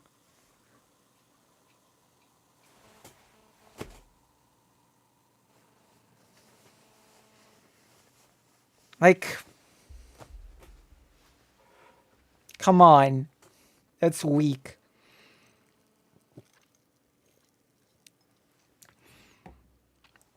Even if Vosh wouldn't do it, it does not change the fact that a huge amount of people do and did. Moreover, asking it to America and implying that refugees should run away to the US while they're actually hosted by European countries. True, Ilian Saroni, true. It's not just houses, it's apartments as well. Whoever had any space at their apartment, etc., people just shared a bed, a room, whatever. You know? Of course. Do you, out of curiosity, you care about Russia, right? I'm getting that from your name? Okay. Yes. Yeah. So, right now, if I was you, if I was doing your bit, I would be a Ukraine defender, and I would be hyperbolically representing how retarded you people are by acting the way you're acting right now. So you're, like, if you want to make the point, you should settle a bit and think, okay, what's an actual argument I could make? And not like... You're not presenting arguments, you're presenting trolling. You're not presenting any arguments. All right, I'm going to move them over haven't been to asked the a real question. audience. Yeah, that wasn't... If I find, listen, if I find a Ukrainian on Grindr, I'll suck suck them off, okay? That's my help with the war effort. If it makes you feel any better, it's the first time. What do you mean, fake Alec Cal Parker? You have friends within the giggler community. In the pond, everybody's a friend within the pond.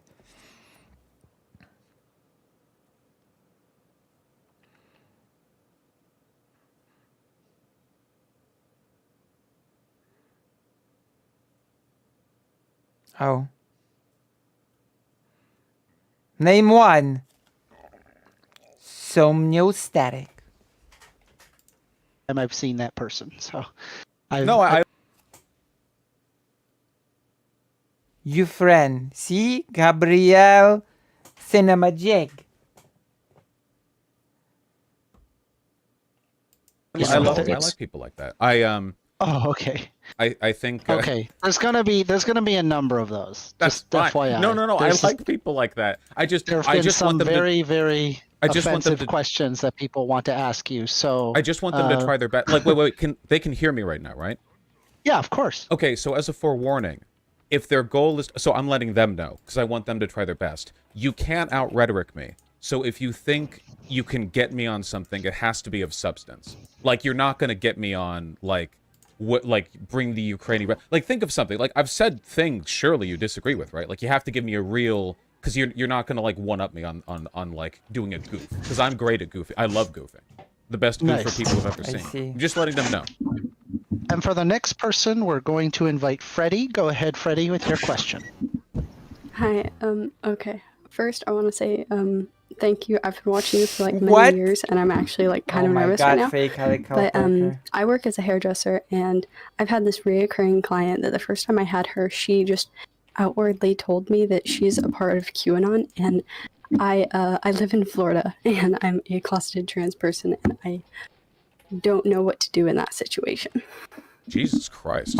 Okay, well, the honest truth is, like, in my experience, people who are a part of QAnon, or certainly people who admit to being a part of it, are essentially unreachable.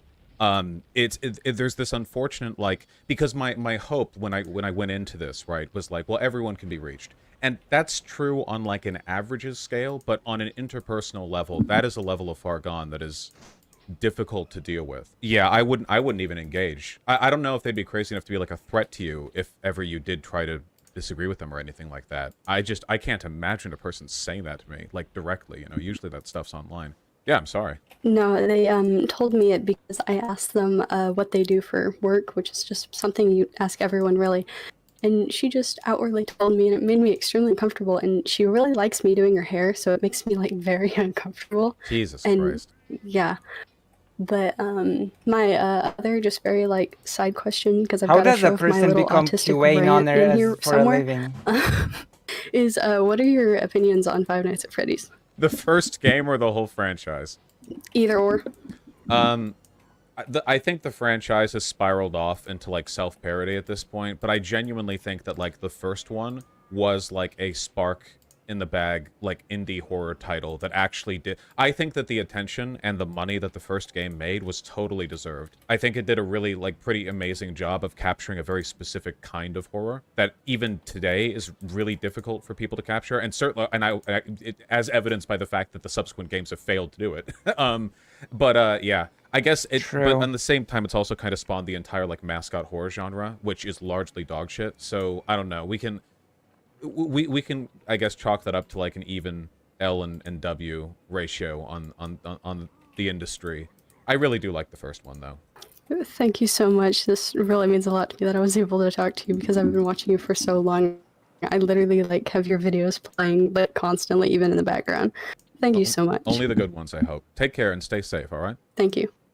I want to make sure that everybody gets a chance to be able to say what they want. And with that being said, we're going to go with our beloved Kraut. Is Vosh trying to say that he has bad videos? Why are you fat? Honest to God, it's mostly Pop-Tarts. You know, they have a deceptive amount of calories. You'd think it's like, well, they're 2 wafers with some frosting, basically, but it's like 400 for a pair of them, which is pretty insane. I feel like they should be 300. I don't know what they're filling them with. This is pretty based, and you've been a better sport than I expected. Salute. Well, I mean, I'm just being honest with you. I'm speaking with nothing but malice right now. Only the one question. Oh, okay. So surprised. Yeah, he didn't expect me to be ready with the Pop-Tart answer. You had 2 more questions. He did. Kraut, did you want to be re-invited? Nobody expects the Pop-Tart answer. They're all like, okay. I'm kind of really nervous. Okay, so how about this? We're gonna go ahead and re-invite local Iraqi agent. They just came back. What? So let's go ahead and bring them back in. What's good? Go ahead. Howdy. Hi. Hey Vosh. I've listened to you quite a bit. You did a video which was like I remember. I need to find the title, but it was like a commie leaving a letter from a former tankie. I actually became. I remember that. Yeah. I'm friends with them and everything. Like, how? Because I asked them and like, how was it like going through that? Like as you, since you were like the content creator and everything. You mean receiving the correspondence to read? Yeah. Yeah. Well, I don't really like talking about people's personal anecdotal experiences on stream. Sometimes I think they can be very valuable as like a case study. I mean, anecdotes aren't entirely useless. They can be something you could look at and go like, ah, okay, well this feels similar to me, to my experience in some way. I always feel really bad when I hear about stuff like that online, because while I have changed my perspectives a lot over time, I've never really felt like I've been duped by a group of people. And I feel like that would make me feel quite bad about myself, at least for a time. And I suppose I mostly just hope that they're feeling all right now. Yeah. Yeah. Oh no. Another question, I guess, would be so how do you feel about the general discourse of the amount of leftist infighting that's going on, at least online? Well, it's nightmarish, as always. And I seem to be the center of a lot of it, unfortunately. It seems to be something I lefties am have the literally center always of done. all of I mean, it. a century ago, they would have killed each other over these disagreements. What a so it's nice to see memester. at least now that they're contained Fake mostly Alec to, meme you know, Parker. Twitter infighting. Let's see for I'd the really like top it to third stop, comments. though. I mean, if nothing else, we can share gosh. in agreement on some key positions, right? I mean, even if we don't agree on all of the you know, detailed That's bits, true. there are Fosh, that's shared still my argument. causes True. that we should take seriously. He Anti-fascism, should that stop sort of do thing. that. But it seems we can't He often should even do that. find So his own way. The fight goes on. I don't know. Yeah. And one Do better, last Vaush. question. Are you Do happy better. that you did the debate with Hunter Avalon? Like, looking back on it when you did it, like, do you regret it? Yes. Is there anything with that? 100%. Wish you could have done anything Wasted different? Like, what's your time. thoughts on that? No, I'm certain. Well, I don't remember the specifics of the debate. That was very long ago, so I don't remember the Yeah. exact tactics. I'm sure I could have done a better job now, certainly. But overall, no, I'm really happy I had that. Hunter Avalon and I don't agree on everything, of course. He's not a socialist. I would have but, a best. You know, I think that his movement away from the positions he had then is still attributable to great personal Watch character, few watches and I all think of that's Lucy's respectful, videos and for something the that should be streams. True. lauded Actually. broadly, because it is so rare That's to true. see people who profit from a given position. He doesn't moving away even from it out of comment. principle. Yeah, I myself, like, Unbelievable. I went from the right to the left, and like Hunter, like you, Hunter, and even Kyle, were like the main three that switched me. So like that's why like I'm kind of like happy about it. But those were the only 3 questions. Also, horses. That's all I gotta say. I really appreciate that. Thank you, and thank you, horses. Okay. Yeah, peace out. Okay, we're going to move on to the next person, who is going to be So Bird Lawyer. basically- At Bird. Give me 1 second. I'm going to try to Charlie. add Rayleigh. They got a whole bunch of people coming in. Bird Lawyer, you are being invited to speak. I'll right. go ahead and add the other 2 people. Go ahead with your question, Bird Lawyer. First off, I want to say thank you for finally watching It's Always Sunny in Philadelphia and recognizing it as the progressive bastion that it is. And the first question I have is Anna Kasparian.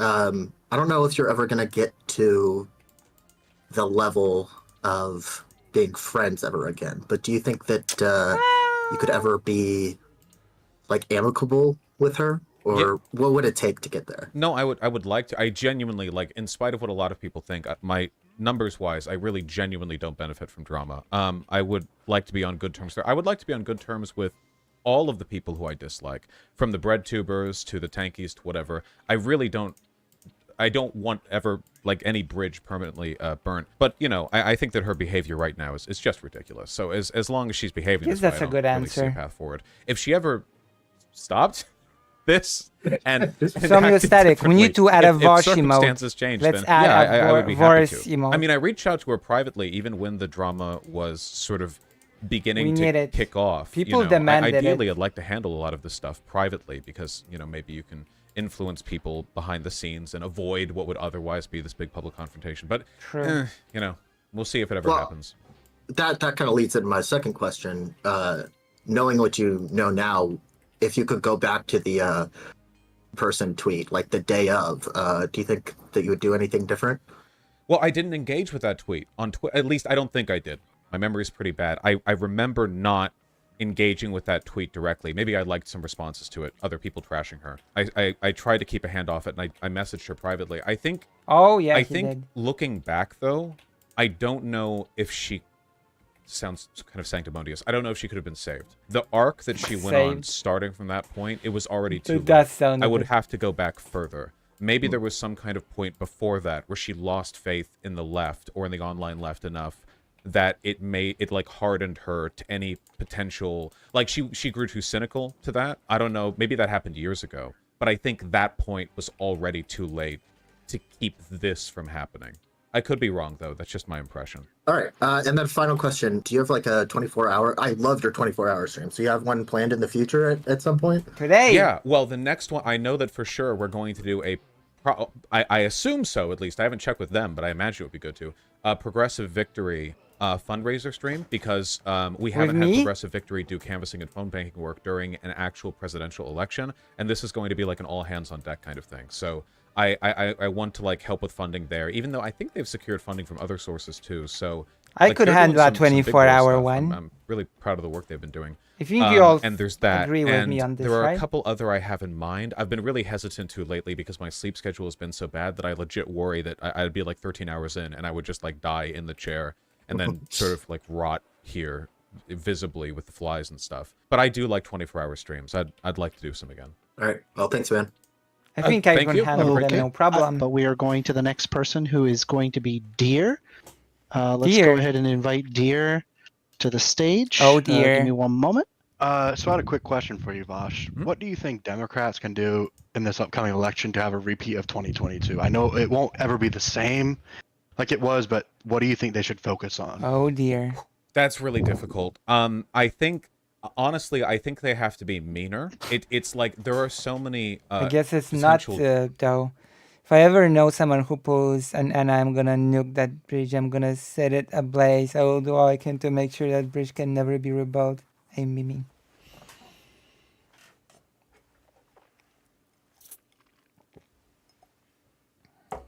Damn. Vosh is not acting very Polish right now. Dubs that the worries Dems have me. left on the table because they're not willing to engage in or My sustain fingers are the fucked level from too of many farts. mockery that would Oh, be. Pop-Tarts, To be clear sorry. here, I don't mean I like read it as disingenuous farts. mockery. I think that the Republicans legitimately Oh. deserve and have earned quite a lot of it, and I think they need to be better about pushing that idea. Because at the end of the day, like, you can push the issues as much as you want, and on issues, Hey, where's Democrats are that? better across the board than Republicans, but people resonate with narratives, most of all. And I just do not like the narrative that Democrats have pushed for decades now. The idea of our system works fine, it just needs some positive tweaks. I mean, that's been like the Clintonite line, and it's been going on uninterrupted since the 90s. The loudest proponent of it was Hillary Clinton, who had the brilliant idea to challenge Donald Trump's Make America Great Again with America is already great. What was she thinking? There has to be an acknowledgement of like a danger and a narrative to overcome it. And I think that's a real narrative, right? They just have to be willing to commit to that. Yeah, I think I hold that same sentiment for the most part. Is start fighting fire with fire rather than being all cordial and nice all the time. And I think also another thing is I wish we would fight more with policy more than anything else. Of like, this is what we have. These people don't have this. No, I agree. I think that they should also be much more direct about that. Recently, Biden has there's this thing where like Republicans would vote against the infrastructure bill, but then like they're taking credit for stuff that's being built with it, like a bridge is being built in a town, and they're like, yeah, look at this wonderful new bridge, but they voted against that. So I guess Biden has started having signs put up where it's like funded by Biden's bipartisan infrastructure bill. And I think they need to do that all the time because basically every good thing in this country comes from at least, at the very least, some kind of like moderate compromise bill that gets passed. But usually it's Democrat pushed, you know, Republicans obstruct in the legislature, not Democrat. Well, not, you know, more so than Democrats at least. So yeah, take more possession over your wins and more possession over their L's, and I think that'll work. Yeah, I think that's a pretty good. I hold that same position as well. Is that like I feel Republicans are more reactionary and will block whatever it is just because a Democrat is trying to push it through, and I don't really think that's the right way to govern. I did have another question for you though. Is you mentioned Pop-Tarts? What's your favorite Pop-Tart flavor? generally it's just the cinnamon. Is it just cinnamon sugar one? But I also really like. There was an Amazon Fresh opened up downtown in Seattle. I guess probably ages ago. I only just noticed it recently. But I really like the Amazon brand Pop Tarts. They're really cheap and they're really good. And they're also 50 calories less per double for some reason. So they're like $1 per box. So I bought like 2 bags of them, and I've just had that in my house for a while. Pop Tart. Dude, I'm not that's entirely dangerous. sure. Like It's $1 like for a it's box of some Pop kind of Tarts. candy So on a good. stick. The hot right? fudge ones though, if you've ever had those where it's like a brownie one It's or like a something like that, like a candy Sunday on that one, dude. stick. I have that yeah. one all the time. It's so good. I've had the every cookies and cream flavor one is that I pretty can good get. too. Yeah. And then I had one more question for you. This is the last one. Favorite video game? Like your top 5. I don't know if I can do a top 5, but Pathologic 2 is probably my favorite, like, artistically. World of Warcraft is the one that I've had most fun of in terms of, like, raw value and time investment, I guess. And in terms of just, like, sheer joy that I got while playing it, probably Banjo-Kazooie. Ooh, I've never hopped into Banjo-Kazooie, but if you get the chance, the new Diablo game is pretty good. But I appreciate you taking the time to talk to me. I'll consider your recommendation. Have a wonderful day. The what? What did he recommend? Thank you very much. What did that person recommend? Sierra Nevada to the queue. Go on. I'm sorry, not to the queue, to the stage. Come on up, Sierra. Go ahead and ask your question. Hey, Vosh, how's it going, man? Howdy. Hey, my question is more about resource allocation within market socialism. So, in a market socialist economy, so we agree what that means, right? Where we might have certain nationalized sectors of the economy sort of commanding the, running the commanding heights, let's say, and the rest of the economy is made up of a sort of a decentralized network of worker co-ops operating in some sort of regulated market environment. How can we assure that the expansion of enterprises or the creation of novel enterprises in responding to changing demand side pressures in that market setting can be provided with the resources they need to be either created in the first place or grow in size without sacrificing the democratic worker ownership and sacrificing that basically to external holding of shares? Basically, how do we invest in growing co-ops where we need to grow them without like an external shareholder model? Do you imagine that this would primarily be done by like some sort of state-owned sovereign wealth fund-like institution? Or are you fine with like a certain percentage of each cooperative being essentially like a publicly traded company in a similar manner to our current stock market? Like workers throughout the economy sort of pooling resources together to invest and maintain a certain degree of ownership in some other co-op that they're not directly a part of? And if that's the case, how do we prevent this from consolidating back into like a capitalist model of private ownership? I think there are a lot of ways to improve on the system we have currently, but I think the first suggestion that you offered, the one where there's essentially a state fund, is the one that I lean more towards as a preferable option. Canada has this. Well, every country has this to some, not every country, a lot of countries have this to some extent, but Canada has like an arts funding program where the government will give out grants to promising artistic projects. I think the one that I'm most familiar with that was funded as such would be Cuphead, the game that everyone's familiar with, where if something looks promising, they're willing to fund it. Now, I think that in the absence of all of the capital that gets bled into the stock market and our system of like venture capital investment, profiteering, I think that leaves a lot of potential wealth and time on the table that could be used to build up a sort of local reservoir of wealth that communities can use in a democratic fashion. Maybe like on a national, state, and local level, you would have different treasuries you could pull from, and from the city you would have, I don't know, maybe after a year you have like $1 million or $2 of sort of discretionary investment that people could vote on or make cases to. I unfortunately, I think that like a big problem with proposing socialist solutions is that they sound quite droll and boring in ways that the capitalist investment model is not, because the capitalist investment model is all about proposing the image of this like risk-taking daredevil venture capitalist who single-handedly builds up this empire with the cash in their pocket, In reality, this almost never happens, and I think a lot of social good so come boring, from, Vouch. if you want to put a restaurant Don't or be a barcade boring. or something else in your community, go out there, go to like a town meeting and make a case. Like, hey, here are my design plans. I have the research and experience necessary to do this, but hey, give me money, give me money. Give me money, pay up. And that doesn't sound as exciting, but like, as a person who lives in that town, who would you rather have, building stuff nearby? Somebody who had to go through a vetting process through local democratic means, or some like venture capitalist who's going to set up a Walmart. Where's the adventure? Where's the coolness? It's I think it's the best way to go. But it'll be complicated. More complicated, certainly, than I'm capable of understanding. July.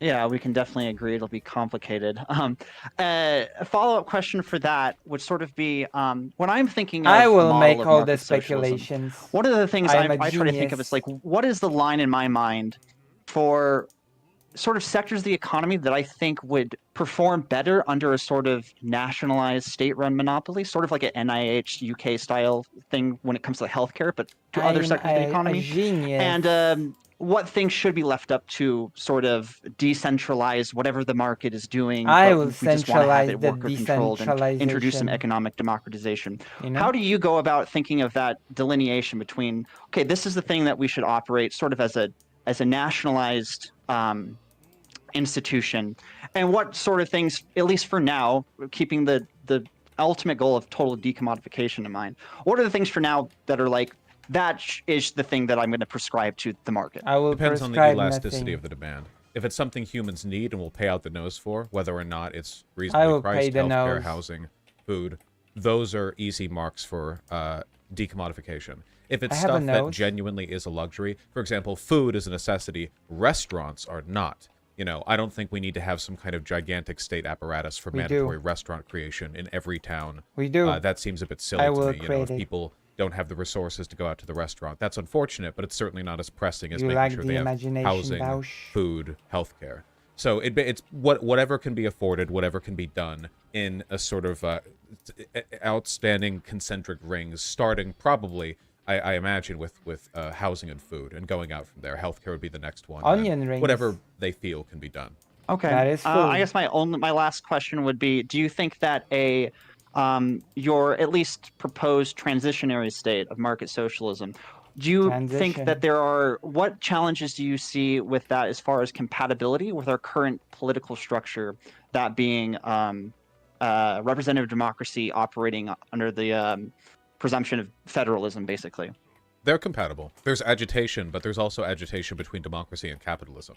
The reason I propose it as a transitory state is because of the compatibility. It means it's possible to address the economic shift and the political shift at their own pace in reasonable time without needing to do this gigantic single overhaul. There is a grand that plan. fixes both problems at My once. plan. I don't think I've ever seen an example of that working in a like an industrialized society. I think That would be was chaos. scary. A So the lightning. goal would be, you know, you make the changes you can There's a storm within brewing. the systems that you can, and then if you need to change I'm those systems, you getting make sure that they scared. can be done either in isolation or at the very least without upturning everything. Great. I really appreciate the answers, and I appreciate your work. Thanks for letting me ask my questions. I to you. Thank you. appreciate your And take work care. more than that Teodoro, person go ahead with your does. question. Hi, Vosh. I have a quick question for you. Hi, You've made a lot of Vosh. Why are statements that are controversial. Like, for Racist. example, you said that owning child porn is morally neutral. Do you plan on defending or walking back those statements? Well, I think it would be a pretty difficult statement to walk back, because I didn't make that statement. I made the statement that in a system where the abuse and exploitation of children for economic gain is considered to be morally acceptable, in such a system, a person would have to argue then the heinous belief that the same could be said about child exploitation material. Now, as a socialist, of course, I don't believe that. I don't believe in child slavery either, which was the thing I was comparing to child pornography production. I think that most people would agree with my statement on that, because it really refers, I think, to the fulfillment of basic liberal moral ideology. The idea that children shouldn't be hurt for the production of any sort of product. So hopefully you and I agree on that. Okay, I think we do. And then my last question is, what is the youngest Why are you horse that you racist, would have Vouch? sex with? Well, tragically, I'm just not attracted to horses. I want to be a horse. If I was a horse, Nay. I feel like I would be out there being pretty randy from an early age, though. I feel like I'd be a young horse thinking, I'm ready. I'm ready to get out there. Okay. Thank I don't you for know telling how me. Thank old you for horses answering my are. question. You were a better sport than I expected. I don't even know how old horses are when they die. I don't actually know anything about horses. We've got Zeus. Bee. Go ahead and ask your two The questions. horse. Sweet. She wants what's to up? bat and Panada the horse. So, two questions. First question is simple. Which one do you value more, social issues or economic issues? No, you value both, but if you had to pick, which one do you weigh more? I genuinely don't think they can be extricated from each other, right? Because economic True. issue in a liberal like capitalist society, True. economic harm economic disparities are the weapons used to marginalize like racial communities in large part, right? Like a huge part of the post Jim Crow racism that black people have experienced are sort of the economic downstream. I really don't think they can be separated. I think like I can imagine tyrannically evil worlds where there is only racism or where there is only classism, but they would both be fantasy worlds because I don't think they can really exist without each other. Sure. Second question, which is when it comes to IP laws, right? Or people like owning like their likeness or product. How would that operate under your social system? God on it, true. I don't know how IP laws should really be set right now, because I don't think they should be totally abolished. I think that some level of IP protection is necessary under our current system. Under a socialist system, even a fully decommodified one, I don't know. I mean, even if people don't have money to spend, I feel like there's still some value in protection of a person's intellectual property at some level, but not really at the level that exists now. I mean, current IP laws are just like a Disney creation, basically. True. I'm not really sure. That's really actually very correct. I They definitely are a want Disney IP law to be creation, scaled down massively from where it is right now. I don't really know where I want it to stop. No. Wait, I am playing a game. Is it not visible?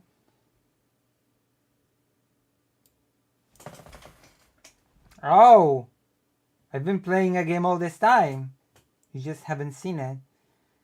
Oh my god. You should have told me earlier.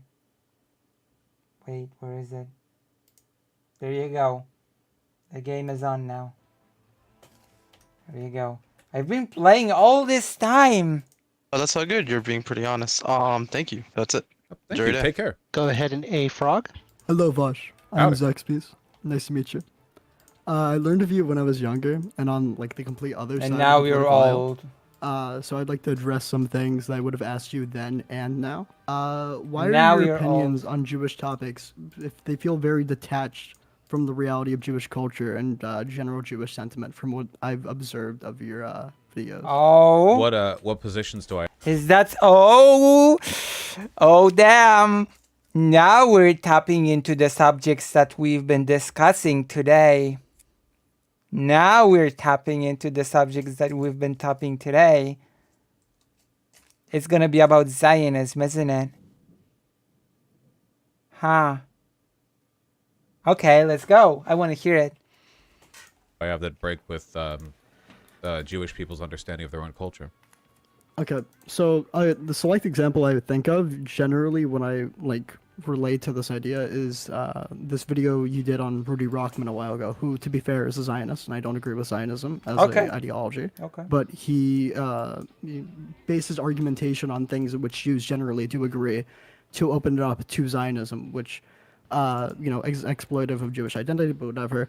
But the points he made, you called fascistic or Nazistic. You said the idea that all Jews have a shared culture and sentiment is anti-Semitic, even though that's something that Jews believe. We believe that we're a people who have a shared culture and belief. That's not something that's intrinsic to Zionism. That's something that's Jewish. Oh, then I would consider that to be a fascistic belief of Jews.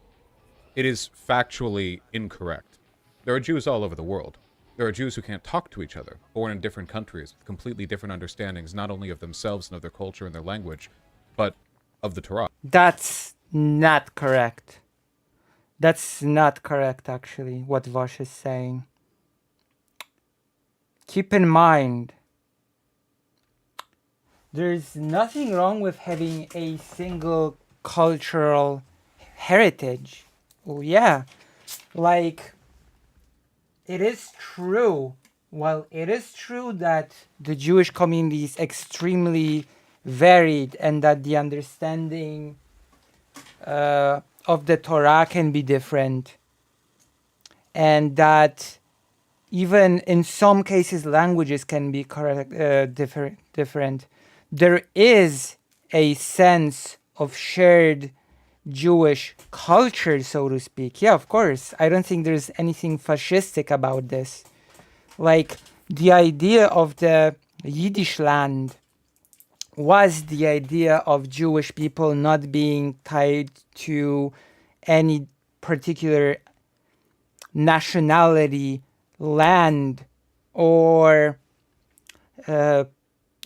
place or nationality, but it was the idea that Jewish people are tied through a single language, Yiddish, and through a shared culture. Does that make sense?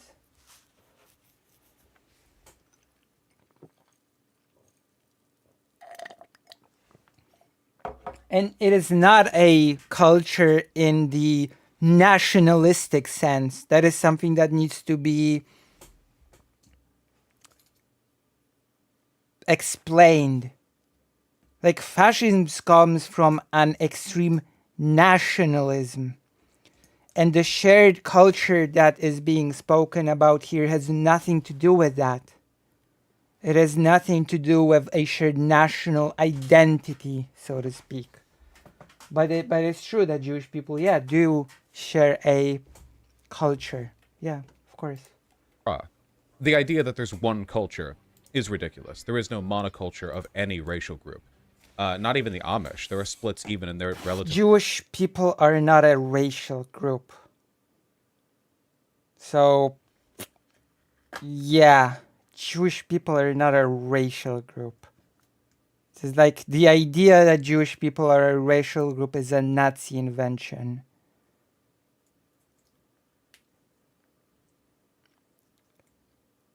You know? Relatively tiny community. There is, of course, a shared cause with Jewish people, given the fact that they face so much global maligning, right? I mean, there's definitely no, it's not a complete break.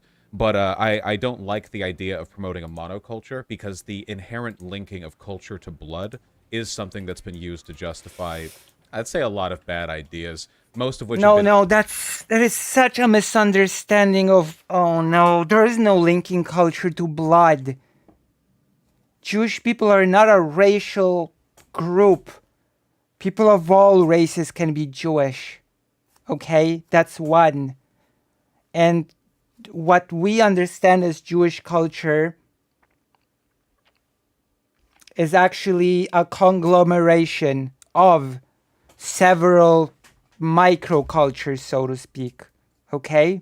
It is not a monolithic culture tied to blood. It is nothing of the sort.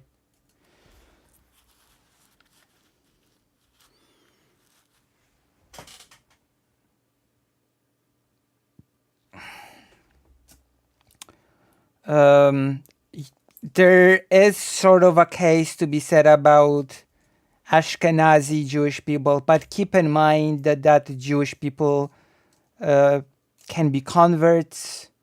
Jewish people cannot be Ashkenazi, but Jewish people can be Sephardic or from any other group. So it's meaningless at the end of the day, the genetic lineage. It's meaningless. Unfavorable to Jewish people, historically speaking. So I think it's good to trend away from that. Yeah, I have my own grievances with that, but I can understand the perspective. Yeah, I don't have an issue with that. Let me see. Like, to me, it feels like maybe I should debate Vosh on that. It feels like a misunderstanding of what Jewishness is, in my opinion.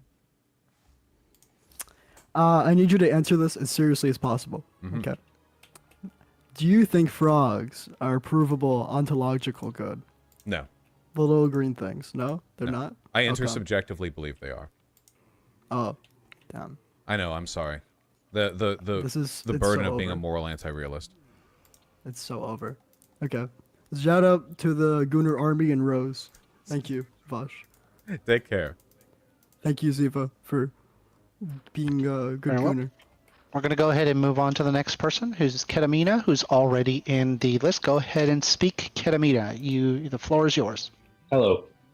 So, Vosh, I'm in your server, and it is a lovely place. So, yes, I will say hard disagree with Vosh's answer on Jewishness.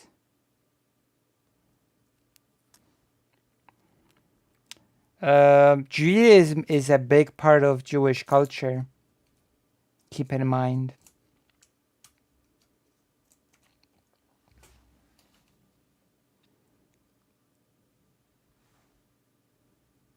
And one could argue, even in light of what Vosh has said, that the differences in understanding of the Torah are part of the wider culture of learning and arguing. So, you know. But I just have to ask. There's a server, or there's a channel in your server called Drama Posting, if you're aware of it. And you have some contentious takes about AI art. So I just have to ask, when are you going to debate Drama Posting about AI art? Never. I never want to dignify the subject with a proper debate on my channel, though I've gotten many requests to do so. And I've found that every time people take issue with what I have to say with AI art, it is because they have like a borderline sociopathic inability to understand the purpose of human communication. What is like, ARR? I get these emails sometimes where people are arguing like there actually is no difference between watching, I don't know, watching like Star Wars and watching it like if an AI just like randomly made it. It's like it's the same. Like communication isn't a part of it. It's just images or pixels to view. I can't stand that. But you know, I guess moral anti-realist and all, I can't really objectively prove either point, so I guess I'll just sort of grug rock them and not debate the issue. Apply the old rock, yeah, I like that. Okay, so for my second question, I kind of didn't think about it because that was all I really wanted to ask. So I guess I'll just say, 1 second. Can I just get like a second to think? Oh, go right ahead. Oh, yes, sorry, that was it. So you said you liked Spider-Verse, yes? Yeah. Yeah, so you are aware that was made with AI, correct? It's not made with the AI that I talk about when I talk about AI art. I'm okay with algorithms. I mean, I've drawn digitally before, and algorithms are used to do stuff like anti-aliasing, line smoothing, that sort of stuff. The algorithm that they were using, or AI, or whatever you want to call it, was sort of positioning the 2D lines drawn over the 3D models as they moved. I'm okay with stuff like that. It's a tool to be used purposefully by artists. The issue I have is that when I talk about AI art, I'm talking about these generative algorithms that operate on so many levels of abstraction that there's no way to directly control what they produce. You're basically like, it's like dropping a ball down the world's largest pachinko machine with like 1 billion possible outputs. I mean, that is true. Even if you can sort of control the means, it's not really a tool. You're sort of like tossing a coin into a wishing well. And I think that level of abstraction destroys the human element. Okay, that's interesting. Ras and Terrain, you're up next. Go ahead. What is wrong with the catapult? Hello there, can you hear me? Howdy. Howdy. A bit nervous here, so I'm going to stumble my words a bit, but here we go. Luckily, I have something written here so I can read up on. So, I've gone ahead and seen your content regarding the necessity of voting blue no matter who on the general election, which I agree upon. You know, it's reasonable. If ranked choice voting is going to be the solution here towards this conundrum under democracy, at least, shouldn't you be a bit more louder, dedicating perhaps a few more videos towards advocating for the solution? Well, there has to be a good access for it. The problem, honestly, is that like getting rid of first past the post voting is a step, but it's not going to fix the problem in and of itself, because at the end of the day, the American electorate are still confined to a pretty narrow Overton window in terms of viable and acceptable political ideology. I think that it's something I would promote a bit more actively, but at the moment, like with every passing election, it feels like the time to call for it grows more and more distant, you know? Because we I still can get over that answer about Jewish culture. It felt like such a fundamental misunderstanding of what it is.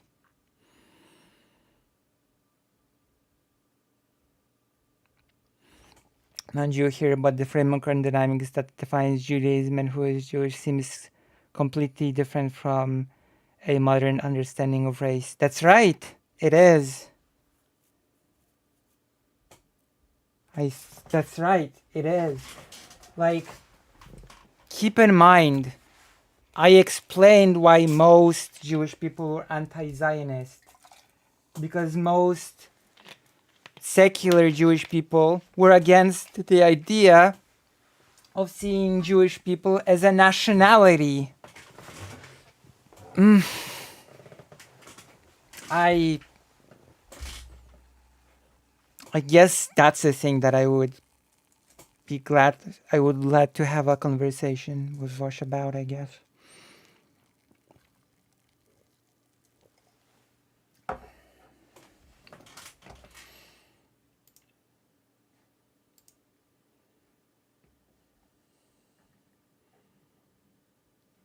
My goodness. The whole fascism problem keeps escalating and escalating and escalating. If we ever had a period of relative detente or calm or something where it felt like the nation's major issues were debating, I don't know, like remember the NAFTA debates? Like that was a big thing. Like that's so little compared to what we talk about today in terms of like the stakes involved. I hope that one day there will be a time where the American public will consider seriously the value of ranked choice voting. But right now, it just feels like I would just be saying it to say it, you know? It'd be like a virtue signal. Like, here, everyone, you know, look, I'm one of those people who's aware of it and promotes it. I don't know if it would do anything. Maybe I should more, but I don't know. I guess we'll see how things play out in that regard. I really hope it does pan out. Yeah, me too. Second question in this regarding reaching out to people where they are, for example, after you talk about the necessity of, perhaps, if you have a very conservative place or area, you go ahead and reach out, with the face that they go ahead and recognize. In this case, for example, a white male, for example. In that regard, I am a bit of a lonely person myself, so I do frequent a lot of these circles, and one I see that you are kind of ambivalent because you tend to do your things how you like to do is the VTubing community. So if you don't know anyone, that's fine. I know Zurus, which is a good promoter for politics in that regard, but is there anyone who is, I guess in this case, feminine? That would be in those and that would be promoting leftist values in that community. I'm afraid I find it important. Well, I know aristocracy. I know that Star Panda does VTubing, though in the grand scale of things they're quite small, I think, relative to the big VTubers.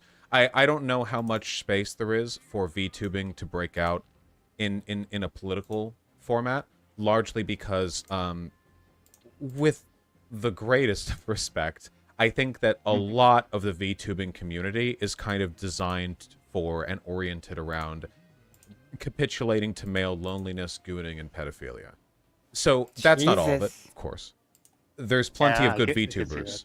But as a community, I see... Yeah, I don't know.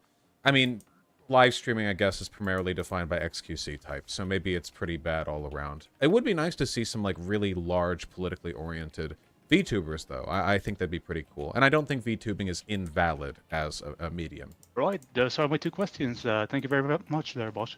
Manuel is deciding to post a question. Vosh, you see the majority or key elements of the Republican Party as racist fascists. Does it worry you that Republicans are making more inroads with more minority voters as seen in the last two elections? Why do you think minority voters are falling to fascism despite you saying Republican politicians uphold a racist system and are generally racist to minorities, thus hurting the same minorities and that are voting Republican? Well, the easy answer would be because all people, regardless of race, are idiots. But the more complicated answer is that most Republicans aren't knowingly fascist. They're promoting ideals that are fascist, but they're not cognitively, they're not ideologically fascist. Likewise, it's the case with racism. There are plenty of racists in the Republican Party, and I mean like overt racists, or people who believe in racism, but I'd be willing to bet the majority of Republican Party voters are people who actually do believe the narrative pushed by the party. It's not as though Donald Trump goes up there and says, I'm a racist, I'm perfect, whatever. There are still elements of subtlety and dog whistling, as transparent as they may be. Keep in mind, the majority of minorities, by far, vote Democrat. I mean, white people are the most likely to vote Republican. If we just had minorities voting in these elections, it would be a Democrat sweep across the country easily. There's been a gain with Latin voters down in the South. I think a lot of that is because, A, they don't like Biden, which is complicated, but not entirely invalid.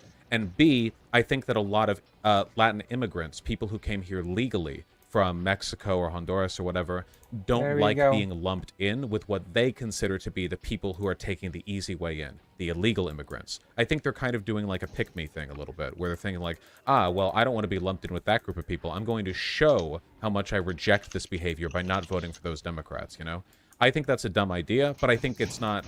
I don't think it's like minorities are like throwing their arms up and going, well, I'm a fascist racist now, you know? It's, as always, there's a lot of complexity behind why demographics of people vote for anything that are always a bit more nuanced than just like the rote ideology of the party.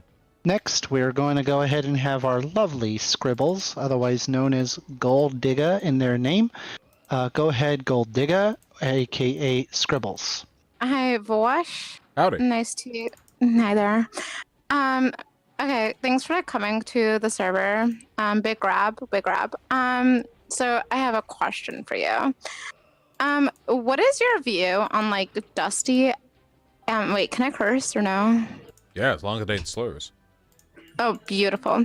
What's your view on like dusty ass men who are like crying about like, oh, these women are gold diggers, these women are like shisty, these women ain't shit, all that bullshit, right? Because they like want a certain class of men, right? Because like, I don't know, like you see all these like, I don't know, like red pillars, whatever, who are like saying all this BS. And it's like, dude, you mid, like you're absolutely mid, and you'll go for girls who are like, you know, also more attractive than you, women who are like educated and all that stuff, right? And it's just like, I don't know, I just want like your view on it, and like, what's your view on like these like, they're not like obviously not incels, right? They like, they like smash whatever. Sorry, I almost said a no word. They smash whatever, but it's like, but you're like spiritually incel, and that's like my view on it. I think that there are women who have unreasonable expectations when it comes to guys' income, though I think that this proportion of women are heavily overstated online, because there are these podcasts full of like 40 IQ men who will go onto the street and pay women $100 to be dumbasses on their pod and say, yeah, I wouldn't date a guy unless he made at least 500K. Isn't that like the average income? Like, I think that shit is heavily blown up, and it's largely blown up in incel communities where they want to reaffirm the belief that all women are gold-digging whores. Okay. I also don't blame women, by the way, for wanting a guy who has a higher income, because let's face it, right? Like, A, the economy's tough, and B, I don't like the fact that, like, the same people who think that men should be out there, like, on their grind set, and women should be getting, like, pregnant and barefoot in the home, are then the ones who complain that women are, like, pre-selecting on income. It's just the hypocrisy of the system or whatever. It's incelly, I agree. No, yeah, but like I think I have like a pretty like, basic view on it, right? Like you want a man who makes like a. So the next question we're gonna ask. Good luck. I just want to get to as many people as possible. Nothing against you, Scribbles. I love you. Jesus. We all love you, Scribbles. Anyway, from Biodrug, if you were to create a very short video in which you had to distill your message while incorporating key concepts of philosophies of left-wing ideology, what message would you choose to persuade younger men, and why? It would have to be about the myth of meritocracy. I can't do it right now, of course, but I would try to hit, if I had like 60 seconds or something, I would try to hit the idea of like, things are worse than they used to be. We don't have what we deserve, and we are trying hard. Why don't we have these things? Well, this, and that. And you would talk about how, like, okay, well, the rug's been pulled out from under us, you know? Because young men feel a lot of despair at the world today, and I don't blame them for that, right? Like, not just, like, even the incel types or whatever. I mean, a lot of incels act ridiculous, but, like, dating apps fucking suck. And we all know for a fact that, like, the economy's getting worse and worse for every successive younger generation. Like, nobody's owning a home anymore. Even I don't want to own a home. Like, even that, like, it's ridiculous disparity in opportunity, and you have to hit on that, and you have to make people understand that the solution to this is not returning to tradition or whatever. Tradition is what caused this. All of the problems we're facing right now are a direct byproduct of the economic models that we set out in, like, the Reagan era, and prior to that, in, like, the 1940s, when we spread out and suburbanized all over the country, and therefore, like, set out from the, you know, how humans were meant to live in communities. We don't need to return to tradition. We need to listen to the critiques of these systems that have existed for hundreds of years. But I wouldn't say all that. I'd say it real short and smooth, like. You want to appeal to people's insecurities, but in a constructive way, because, I mean, a lot of those insecurities are valid. You want to propose good solutions. Something that feels right. Okay, and for our next questioner will be Q. What's good slime? I'm Henny. I'm a recovering meth addict. I have a question regarding substances, if you're comfortable with that. Go right ahead, and congratulations on your recovery. Have you ever drank a frosty boysenberry-infused acorn bisque out of a duly stacked styrofoam chalice? And if not, would you ever consider doing so? No and no. I don't know what that is, but I think it would kill me. I get heartburn if I drink even a sip of soda. It's also called gecko cum, but that's usually like the street name. It would probably instantly kill me. All right, thank you. God bless Ziva and the Ziva party line. Shout out. Okay, we're gonna move on. Good Next luck, person. This is a written question from Blue Q saying, "What does Vosh think is more important, moral questions and answers, or practical ones?" I don't think they're extricable. Damn. If a solution proposed is impractical and can't work, then focusing on it detracts from a potential solution. It hurts. That's why I get frustrated when people are impractical. I mean, it's like an ideological purity thing, right? Like the correct answer to every question as a leftist is, well, it would be fixed under communism. And is this true? Yes, of course. Communism will fix everything. Obviously, it's that simple. But we're not there. So some effort has to be put into the means by which we arrive at that point. And if the solutions proposed don't help in that process, then you're not fixing anything, right? It's the easy thing. It's the easy solution. So I don't think there's a difference, really. I mean, if I spend my time arguing with impractical solutions quite a lot, I think that's the big problem with the left, even. Liberals may be dull-minded and inexpressive and simple, but they are practical, at least within their own means. I think that we could take a little bit of that pragmatism for ourselves, be a bit more effective towards our own ends. Okay, we're going to go ahead and move on to August. So my question for Vosh is, you know waifus, right? I think you would like I've a heard game of called the, Phenotopia on Okay. stream. So Interesting. do you think that if somebody actually married a waifu, like would it be valid, do you think? You mean, so you mean like an anime girl, but in concept? Yeah. Or a husbando, if that works too. I mean, I don't put much stock in marriage as an institution, but I have to say I would be pretty concerned for the well-being and social acclimation of a person who made that decision. You know, there are lots of real cute 3D girls out there, I gotta say, you know, with the colored hair and the wacky outfits and everything. I believe in a better future where we all have an IRL waifu that we can marry. Yeah, I have one. Base? But she's from an anime. Oh, well, I'm glad you're But happy. she's real. Oh, that's good too. All right, and then as for the next question we're going to have is Feet Master. Go ahead, Feet Master. The floor is yours to ask a question. What do you think, like the interpretation of like history has had on like the general politics, at least in America? Interpretation of history, what? I'm afraid you're speaking quietly. I'm sorry about that. Like the interpretation of history, what effect has it had on like politics in America? Like, yeah, just in general. Well, that's pretty broad. I mean, it's essential. You know, people are inspired to make changes in large part based on the narratives that we've told about our past. That's why for basically all of American history, every major step forward or backward we've taken as a country has to be rooted in some kind of imagined American legacy. Even back when the country was formed, we were talking about, you know, as our existence a colony in England and so on and so forth.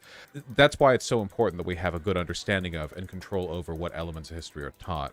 I don't think that we should be disingenuous about it. I think we should be forthcoming because, of course, a proper telling of history is a history of class struggle. It's almost impossible to understand the world without viewing it through that lens, even as a non-Marxist. So, yeah, I would say it's absolutely pivotal. Okay, we're going to go ahead and move on to the next person, who is going to be Jims. Go ahead, Jims. The floor is yours. Hello, Vosh. How are you doing today? Bausch. Good as always. Howdy. How That's good good are to you hear. always? So I have just one question, of course, but I only had one from the start. And that question is, would you Maybe please is. box Sam Hyde in the future? Hello, Moose Watcher. No, I would lose. Wait, absolutely, are you kidding me? Hold on, you save that crap for Hassan, okay? Hassan's got 2 inches on me and he's way more built. What is it? What contest would there be for me, okay? I'll box weak, frail women. Wheelchairs, crutches. That's the ballpark I'm talking about, okay? All right. So Sam do you Hyde, think good you lord, could he's like a gorilla. He's huge. Yeah. Do you think you could beat my autistic little sister in a fight? Absolutely, I think I could. You could All tell her right, that too. All right, I'll be sure to. Have a wonderful day. You too. You too. Take care. Okay, it looks like we just got Eliza Lee back. Can I be Eliza, heard? are you there? Yep, we can hear you. Go ahead. Okay, cool. Okay, it's Eliza Lee from chat. I know you told us not to join and ask you Still questions, upset. but mine's a good one, okay? Hit me up. They said good. Okay, media literacy is dead. Cops are watching The Punisher and thinking that it's about them. People are Oh my liking God. Homelander. Nobody knows anything about what's being written. Remember how you mentioned this once? Marx That is so didn't rough. stories that were very simplistic about the union fights the capitalists and wins, and because he thought it was too simplistic. My thought was, is it almost a necessary I need a quick toilet visit. I need to calm myself down. If you enjoy this, then throw me a dono. I'll be right back.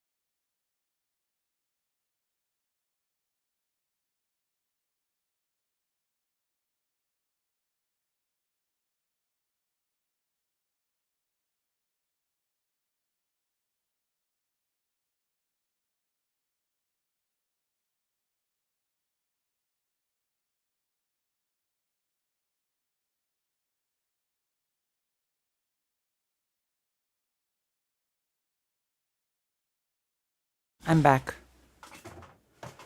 Oh, it's not a suit. It's a coat sort of thing. It's not a suit. All right. Whew. Let's go. Publicity sometimes because people are so media illiterate that they'll read into it improperly if you are too subtle. I would agree with what you are saying, that unsubtlety is not necessarily the same as bad writing. I think a good example that everyone can point to where things are simultaneously completely unsubtle but also good would be Tarantino films. It is you would have to be brain damaged to walk away from Django without an understanding that slavery is bad, certainly as presented in the movie's message is pretty clear on that. But people like Django, you know, because it is unsubtle and aware of it. It's not pretentious. Most of Tarantino's films are like that.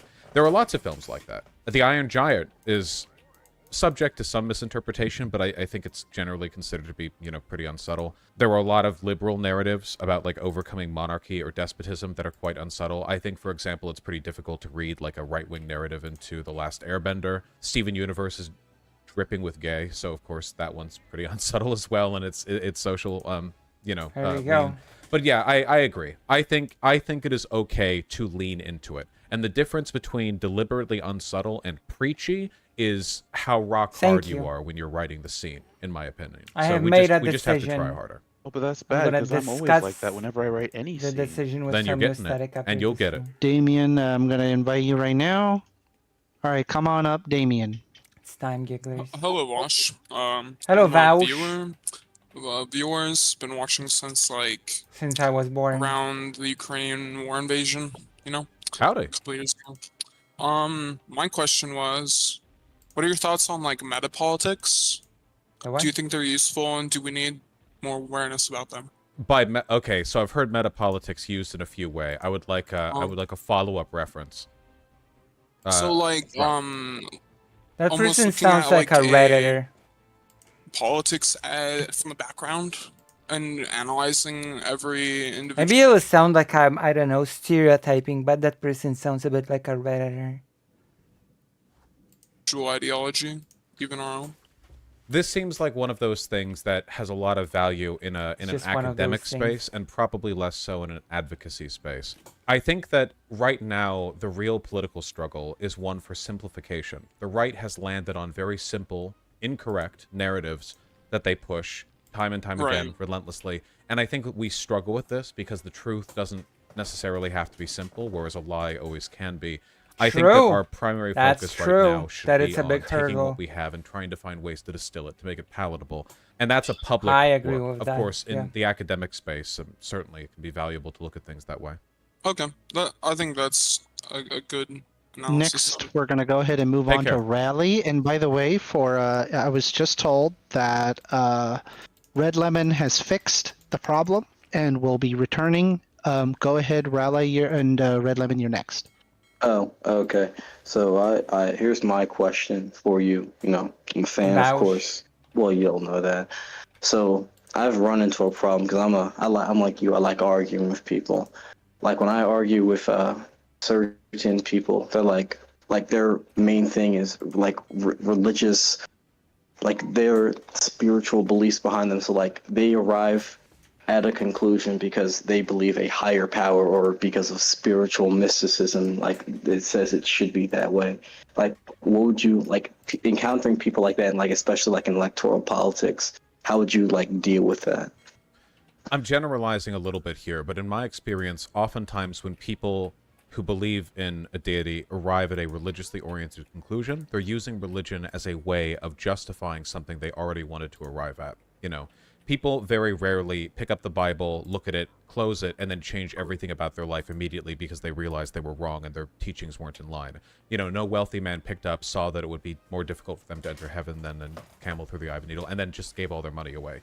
People usually interpret stuff like that in ways that support and metaphysically justify stuff they already believed. And at that point, then, I think the goal should be to make them not believe those things. Usually there's an underlying emotional reason, not necessarily a logical one, because if there was a logical reason, they wouldn't have to rely on a religious justification. Usually if they're emotional. Leaning in towards we are a more conclusion, emotional than maybe than with regards to accepting gay identity or whether or not it's right or wrong to do this or that, I think it's good to kind of probe them a bit, talk with them. There might be a reason they believe those things outside of the religious justification. Talk with them about that, and, maybe they'll soften up. Though it'll take time, because the whole point of this is the metaphysical justification, right? They're not going to just go, oh, wait, you're right, my scripture reading was incorrect.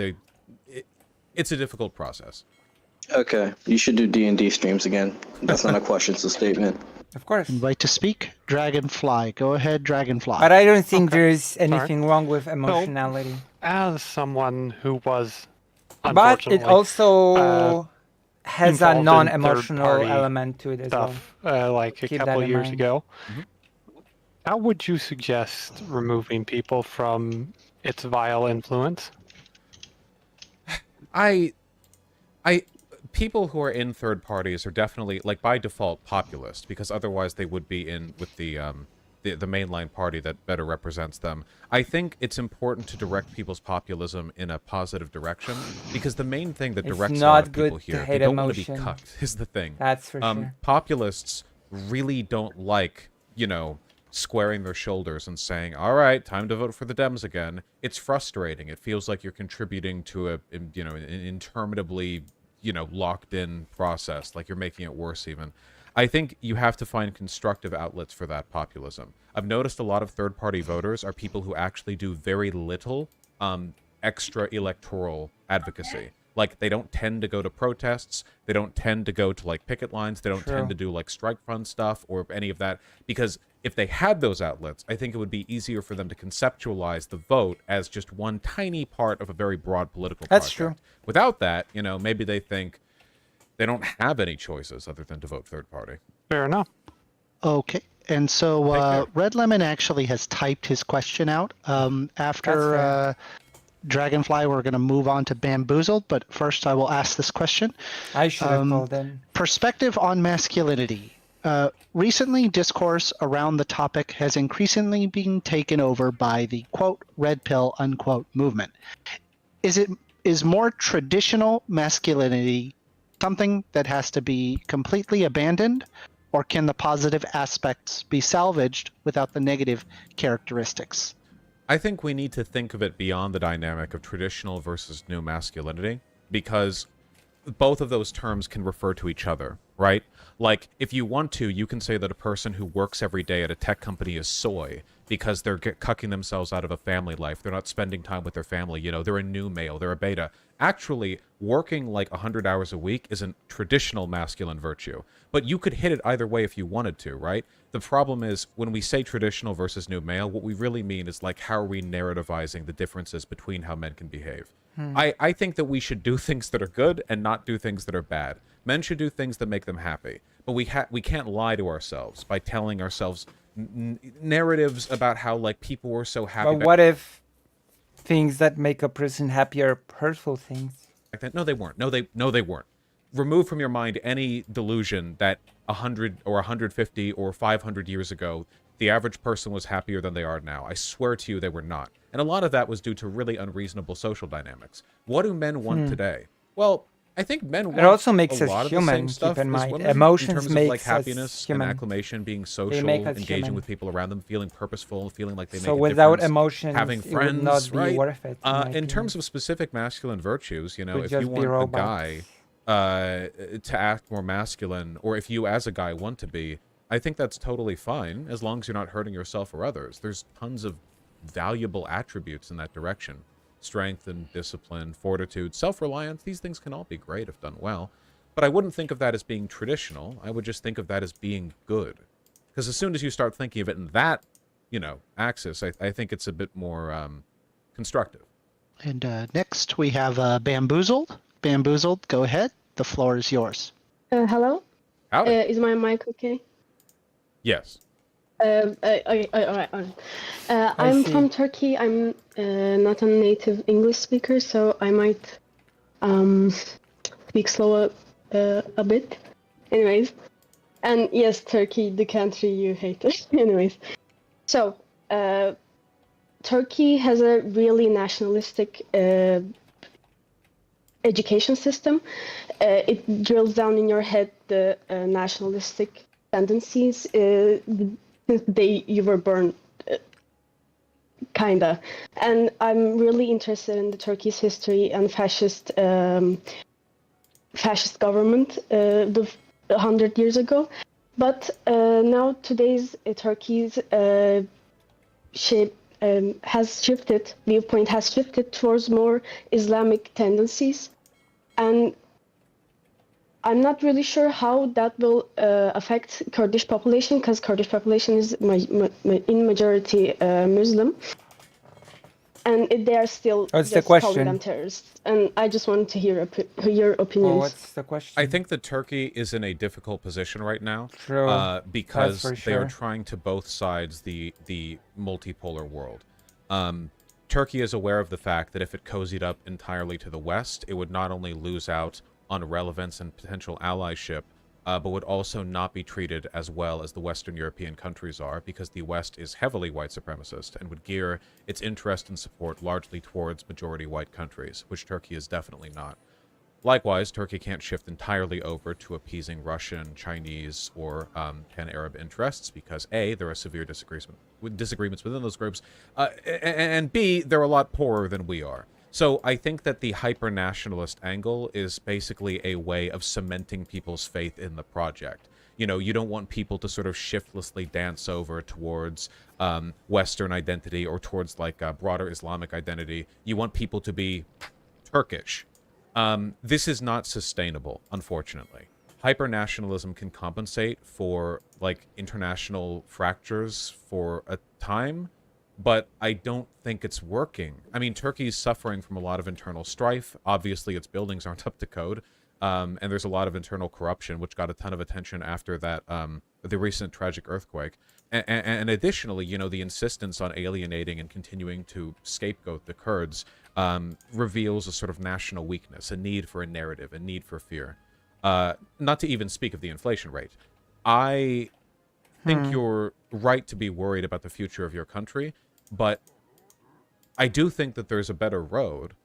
Erdogan will eventually leave or die of old age or whatever, and when that happens, I hope that Turkey can assert its unique geopolitical situation in a way that doesn't rely on ultranationalism. Because if it does so, I think a lot of these problems will ease up. I mean, ultranationalism. Thank you for your answer. I think so too. I just hate hypernationalism. Good luck, and take care. Next, we have Thank V. V, you are already on the stage. Go ahead and ask your question. Hey, Vosh, what's going on, man? Thanks for being here. My pleasure. Howdy. So I was just kind of funny the other week. I got in a lot of trouble in your server for discussing the issue of conscription, and I was just curious to ask the man himself, what do you think? Ever acceptable, justifiable, nuanced views? Yeah, it can be sometimes. Like 99% of the time when conscription is used, it's not. I think that conscription is justifiable in instances where I think having a professional army a threat is severe better. enough that a military failure would incur harm equal to or greater than the conscription itself. You know, like, for instance, not that I do not support Israel, but to use them as an example, right? Like, if they were about to be swallowed by Saudi Arabia or something, you know, conscription in that case would be like, well, if we lose this conflict, like, we lose everything. So I guess, well, they have conscription there. They have their mandatory service, so that does make sense to an extent. Likewise with South Korea. In Ukraine right now, I think that their conscription is justifiable. Professional army It's model not is better. great. I don't like it, but I don't like a lot of stuff involved in war. On the other side of things, obviously, Russia's conscription is completely unjustifiable because they're not doing it to defend themselves. True. They're doing They're it doing to to conquer attack. other territory. But I think that a conscription, even in self-defense, can be bad. It's tough to get that one right. Yeah, that's fair enough. I largely agree. Thanks for taking my question. Of course. Take Very care. well. And next we have Kraut again. Go ahead, Kraut. Ask your question. Oh my god. Hello, Vosh. Long time no see. How are Howdy. you doing? Yeah, it has been a while. I'm doing well. How about you? Why Still are fat, you though. fat? Could complain, but who'd listen? Anyways, my question to you is as follows. How do you justify that it's possible on your server to post nudes without you having any sort of age verification in place, especially in connection with things you've said in the past about CP and age of consent? You mean people posting nudes in the nude section of the Discord server that you have to be verified by the mods to get into? Well, thank you, Chad, for giving me false information, and I guess thanks for answering the question. This is what you're coming at me with. Okay. All right. All right. Moving back to the audience. I see. Hey. We're going to go ahead and move on to Lemon. I was Okay, so hey, Vosh, weak. I had a question for you. So recently there has been, up through gay marriage, we saw an increasing acceptance of LGBTQ that? rights among conservatives, liberals, and independents in the mid-2010s. However, recently we've seen a reversal. It's mostly among conservatives, it seems. Is this because of purely because the liberal messaging around LGBTQ rights has not worked? Or think it's is there any because- broad societal trends? I just think that the conservatives feel braver about their true beliefs and more open about it. But has there been a failure on the left, or is this just conservatives have seemed to have more broadly turned off to the LGBTQ community? To clarify, you're asking if there's been a downward trend in queer acceptance? Among conservatives. So overall, okay. we saw from 2010 to around I think it was 2016, 2017, we saw an overall increase in all demographics. Conservatives, liberals, independents became more accepting of LGBTQ people in poll after poll, and we eventually to the point where gay marriage was relatively accepted by all by all people of all political persuasions, at least among conservatives, liberals, and independents. I'm not so sure. In the last year or two, I'm not so sure. We've seen LGBTQ acceptance go down, but mostly among conservatives. I just think not among conservatives other would groups. So I'm just wondering. The right has shifted into using queer issues as a focal point for the culture war. I mean, we had back in the lead up to 2015 with Obergefell, of course. It was more significant from the right. But then after gay marriage became the law of the land, there was a shift away from that for a time, where there was kind of like a grasping at political positions. The main one for conservatives was abortion, of course, which has been the case for decades. But after gay marriage became, legal nationwide, that was like the main thing they could focus on. But now, obviously, over the past 2 years, they have shifted heavily into making queer issues the primary focal point. Notice how after they literally revoked Roe v. Wade, something that they've been talking about doing for decades and decades, it barely even made a difference. Like, it genuinely didn't affect much about their messaging. There was no big, round of applause. There was no, oh my god, we finally did it. Because at this point, it's almost been made irrelevant. Yeah, if anything, I would say it's been made a It's weakness still that, because yeah. so many people are actually in favor of pro-choice policies when they're the ones who are pregnant or when it's someone they know. So they're doubling down on the queer issues, but it's temporary. Their loss is guaranteed. They're fighting against human nature. They will lose, and then in a generation or two, they will all be gay. Okay, that's true. Thanks. Of course. That is true. Next, we have Ortimer. Ortimer, you are already on stage. Go ahead with your question. Okay, so I've argued with a lot of people on your subreddit about this, and I wanted your take. So I think that the Just Stop Oil protests, specifically the blocking traffic, are net negative for climate activism because of their overwhelmingly negative public reaction. Now, their supporters say that it's justified, giving the impending climate apocalypse. We're gonna sleep soon. That I nearly think. anything would be I just justified. want to beat this level. So, if anything is justified in the name of climate activism, would I be morally justified in putting on blackface and shouting racial slurs at random people in the street? And would that be effective? Well, you don't need to sell me on that one. If you're willing to go out there. No, Jesus. I think what we're talking about fundamentally is what the goal of advocacy is.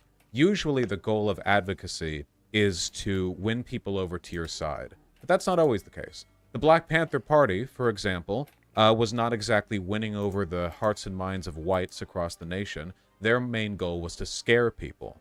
Following police cars with guns drawn, showing up outside of courthouses, guns held upwards. Their goal was, they knew they were going to make people angry, but they didn't care.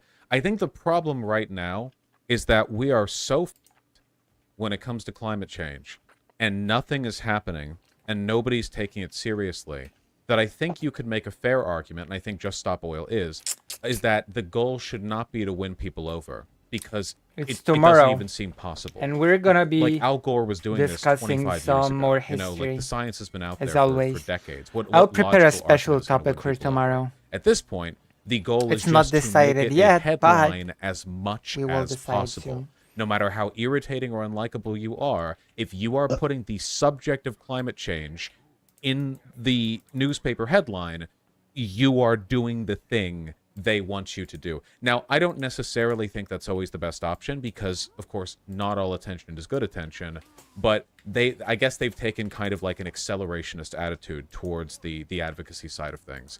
And honestly, given the fact that nothing else has worked, I think it might be the right move. Like, they are acting in a hateable fashion, but they're also getting the headlines. Maybe that's the most that can be done in an environment where people are so uncaring.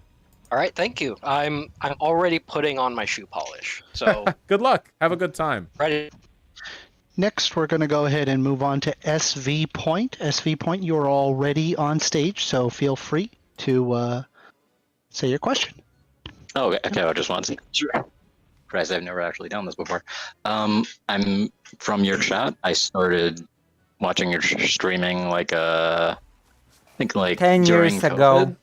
I was originally like a Noah Samson fan, but like more to your side now because like of all the Professor Flowers Okay. whole thing. Yeah, I will be talking about I was Bund more wondering, in the future. what is keeping you from playing the game No More Heroes? I just played I just played Hi-Fi Rush. I feel like I'm double dipping. Isn't Hi-Fi Rush just the better new version of No More Heroes? I should though. I should. The first game's been on my list That for is- a long time. It is a. I kind of, when you played Hi-Fi Rush, I kind of like saw like the similarities, but like in No More Heroes, there's like a very nice soundtrack, like especially in the second ones and the games after that. But along with that, I can see you laughing. I understand how I sound. Very sorry. I think it's delightful and I appreciate it. I do want to play the first one, maybe on stream. On stream, huh? Thank you. I don't Go think I have ahead any more and questions. move on to the Big Cigarette. Go ahead. The question's They won up that to you. debate. Hello, hello, Vosh. Howdy. Vouch. I apologize. I was coughing. I didn't mean to interrupt anyone on stream when you're debating. I apologize for that. Not at all. And in addition to my question, I had a video game recommendation for you to play on stream. Whatever order you prefer. What do you think about I don't Crab know. Champions? Crab Champions? I think either that or Crab Champion. It's the video game made by the Crab Rave guy. First-person crab shooter. Did boy. Donkey play this? I'm afraid I have no opinion on this specific subject. But maybe I'll develop one as I Google it. Ah, yes, I think I have seen Donkey play this, or at least somebody Donkey adjacent. 10 out of 10 on Steam, my goodness. PC only, but my... I'll take it to heart. Okay, pork we'll go chop. ahead and move on. Go ahead, Juan. Ask your question. Can you hear me well? Yes. Howdy. Oh, hey. All right, hey, Vosh, howdy. My name's Juan. Sorry if I'm a little nervous since I'm not particularly accommodated to doing public speaking, but I've been watching you for a long time. A little glazing before I ask you my question. I've been watching you since about the Sekiro stream. That was a long, long time ago. Yes, it was. Well, let me get to the point. So I have a question. Hold on, I have it written down here. So I hope that I was originally going. It was a bit of a two-parter, but you know they changed the rule on that. So I just hope that you understand the like what's being referred to, so that way there's not like a what does that mean sort of situation. But my question for you is so. Out of all my disagreements with you, I think this question kind of summarizes or gets to like the point of like your core ideology. So how does your like vote blue no matter who sort of philosophy and like tactic compare to like the Stalinist policy of like the Popular Front in terms of like the approaches and political alliances and ideological flexibility? You know, there's a lot of similarities in between like these two things that I don't think you're very like aware of. So I just wanted to ask you, like, do you not see like what is your? I guess what I'm getting at is like, I'm do too you upset think, for like, you jokes kind of right now. have more similarities with like those strands than you actually like see yourself as having? I don't believe so. When I say vote blue no matter who, I don't say so to destroy ideological nonconformity. I do it because what the hell? as the system exists currently, you can only really get a Republican or a Democrat president. That's the only choice we have. And as long as that's the choice we have, there is a correct answer. Okay, hold on. My apologies. I didn't mean to cut you off. I know you were in the middle of the question, but I guess like the Popular Front doesn't really refer to like voting blue no matter who, but like Popular Front is like putting aside like class struggle in terms of like supporting like the Liberal Party, which is pretty much what you support, right? Or would you say that's like a good description of like what you support? Well, I don't believe it's putting aside class struggle. I don't think that the class struggle is in any way negated by a Democrat victory. If anything, I think it's enhanced. It's a lot easier to be a socialist in a liberal democracy than it is to be a socialist in a fascist dictatorship. But no, I don't think it's a matter of like ideological compromise. It's okay. I think it's just a small, unfortunate, but necessary choice that we have to make, and we do a small part to a broader conclusion, sure, but, you know, again, I do think it's much easier for us. I do remember one joke from the Isaac Bashevis Singer book. Okay, prepare yourself. It's actually a poop joke. Okay, so a man agreed to a dare or a bet to eat a bowl full of poop. So he started eating the poop from the little thing, and after a while of eating, he suddenly started coughing and vomiting, and the person that dared him to do it asks, "What happened?" And the person responded, "I found a hair." There we go. It sounds much better in Polish, but you know. There is the joke. It's under the Democrats. Okay. I mean, I still disagree, and I wish we could discuss it more, but my time is up. So thank you. And a quick horse joke. Quit horsing around. My friends wanted me to make a horse joke. All right, bye. You did a great job. Found a Thank hair. you. We're going to go ahead and move on to Karl Max. Go ahead, Karl Max. Hello. Hi, Vosh. Howdy. I've been in your community for a while. We've 10 interacted years. a couple times. I like your streams a lot. Thank you. I And think yes, you're I a very remember. good advocate. Yay, that's nice. Okay, so my question for you, because I just started streaming myself, is I know you've been asked this question a lot, but I wanted to know, what do you think the best way is to like grow for streaming, and has your like advice on I have that to changed listen over to the years, given advice. how like the landscape of streaming Now I has have to changed? listen to this advice. Not too much. It's mostly about boring stuff like search engine optimization, making sure that you keep contacts with people and insert yourself in the right places at the right time. Make sure the messages that you're giving are There you go. Let's listen novel some enough new that static. people would specifically defer to you for your answers. You want to provide more than just a set of positions. You want to be a personality. Streaming is all I'm a personality. personality. Unlike any other media, you True, have to I'm be a personality, right? for people Am- to follow I am- you, am I? certainly to watch your live streams, to tune in at a reliable time. And I think, some people will be for that and some people won't. And it's definitely not a meritocracy. It's a lot of it's luck based. But it's pretty fun. think It's I'm worth at least lucky. dipping your toes into if you can. Okay, I think I can do that. All right, thank you very much. I appreciate it. Have a nice AMA. Okay, Aaron, go ahead. No hair, like with your a question. single hair. Can you guys hear me? Yes. Yes. All right. Not a Boss, big rabbit, fan. Kind a of hair. new. I mean, you have quite a catalog. I haven't seen all of it, but someone else mentioned it'd be cool if you did D&D streams again. He's saying what I've been Anyway, saying. huge I see. respect for. We're still gonna just your make an general anti-vouch refusal video. to back down to online bullies and criticism to some of what people consider hot takes. Someone else mentioned some hot takes that you've had before, but specifically to you openly stating that you've masturbated to child. Would you say that you're like a proud pedophile, or like What? you want to get better, or like where are you on the map? What? If you're going to make stuff Unintended. up about me, then why not make it more ostentatious? Like say I mean, that I there's took like a literally sex a video. trip You said that you masturbated to lollipop and then felt guilty at the end. I don't recall that, but you can make up more. I'll send you can the be video. impressed with it. Would you like me to send the wanna video send me of you child saying that? No, the video of you saying it. Of course, I'm not going to send you child pornography. Archived videos do you have of child pornography? Are you not listening to what I'm saying? I'm saying videos of you speaking. Speaking? Yes. Well, like on my channel. I've got a lot of those. Yes. Wait, I don't need more of Yes. those. Well, you're denying a video that exists. Am I? There's a huge catalog of you defending child, saying it's morally Mm-hmm. okay and all that stuff. How much do And you then- collect? He's like browsing through his folder. There isn't. Obviously this has all been discussed and litigated to a point Well, a billion times over. But there is. usually I'll post- when people I'll are, post- you free Oh, to. boy. Usually when people are terrified of my positions, they fall back into excuses not to listen. Though few are weird enough to actually try to talk with me about it.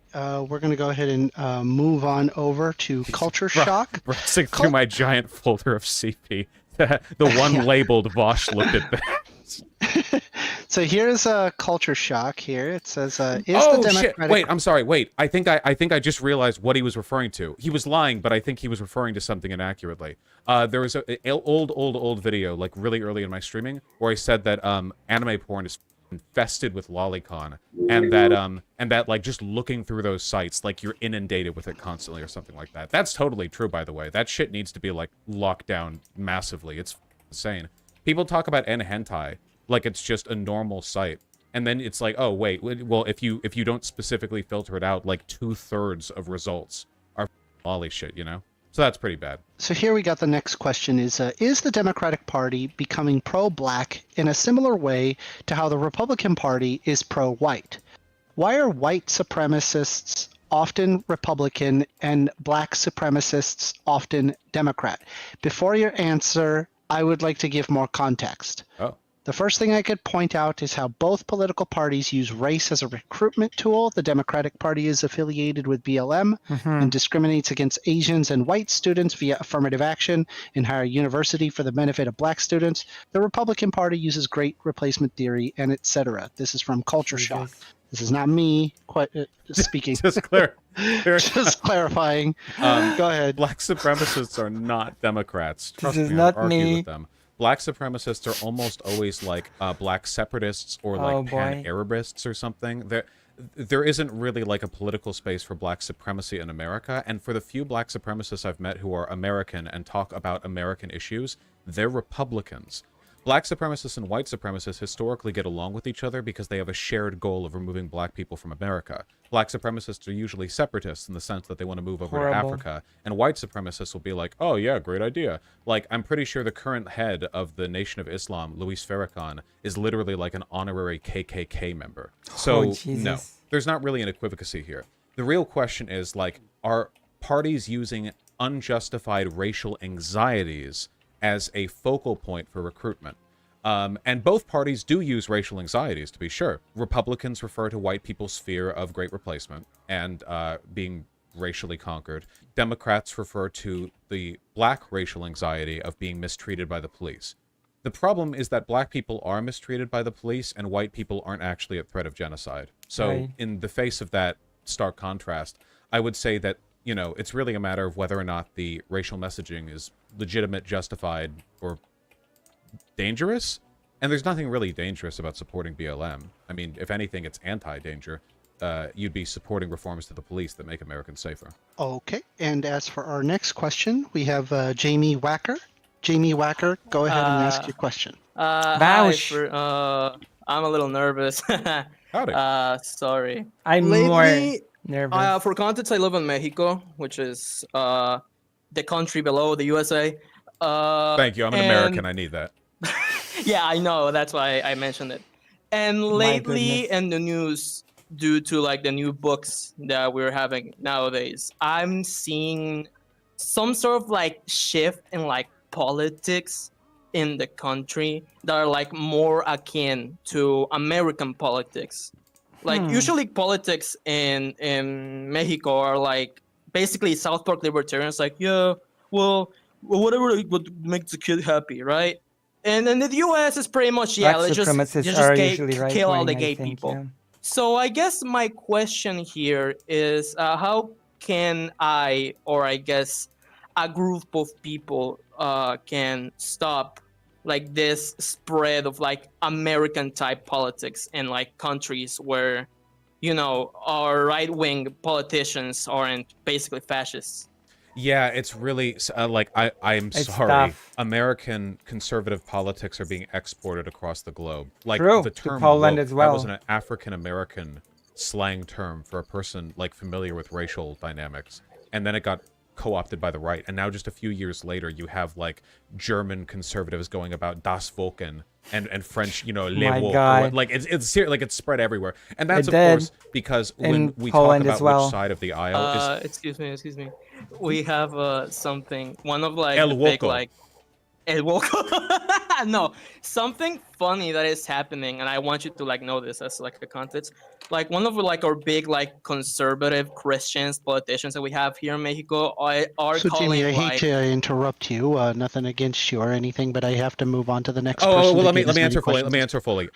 I just want to say we are exporting the discourse significantly, and it genuinely is disgusting. And this is because, despite what they say, if we're to refer to a particular side of the political aisle as like a shadowy group of international elitists who use money to spread political ideology across borders shiftlessly with no allegiance to nationality, it's the right. Because the right moves alongside capital, and capital under global capitalism is shiftless and international. So that's why, like, immediately you have these right-wing talking points moving across, like the plutocrats in all these countries. It is deeply unfortunate. I hope that, because I imagine this would be an option in Mexico, that the association with, like, American conservative politics could be kind of like a death knell for Mexican politicians, considering the fact that American conservatives are so racist against Mexicans. But I know it doesn't always work that way. I genuinely don't know what the solution is, but it's pretty f***ed up. Thank you a lot. Sadly, this is like a big question with a lot of like layers and shit. Oh, I totally get it. I want to do more research on Mexico. yeah. I've always wanted to visit Mexico. Maybe one day I will.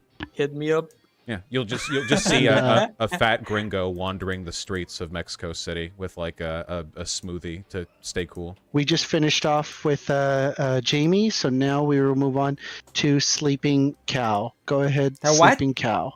A what? Hi. A cow? I'm just wondering what you think about like nuclear disarmament versus keeping nukes as like a deterrent against like large-scale war between, say, China and the US.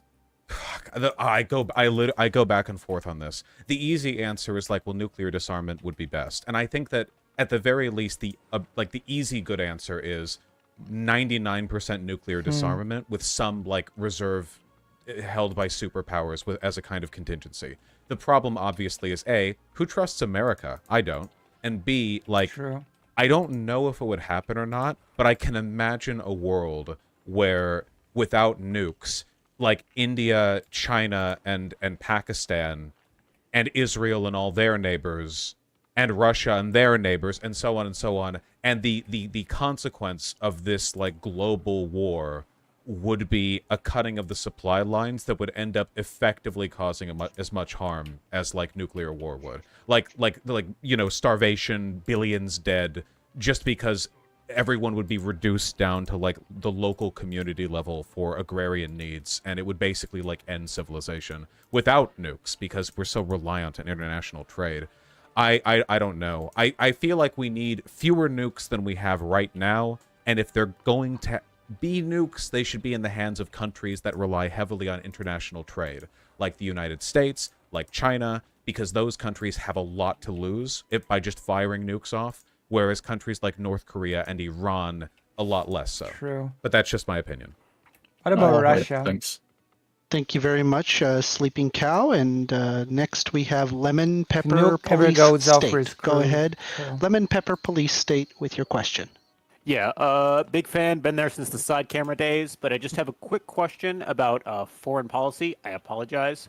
No so, worries. like, at what point should, like, a global coalition to step in to prevent something bad from happening internally, like a genocide or something, maybe like the Niger coup or something like that? And, like, what role should that global coalition take, whether it be militarily or financially?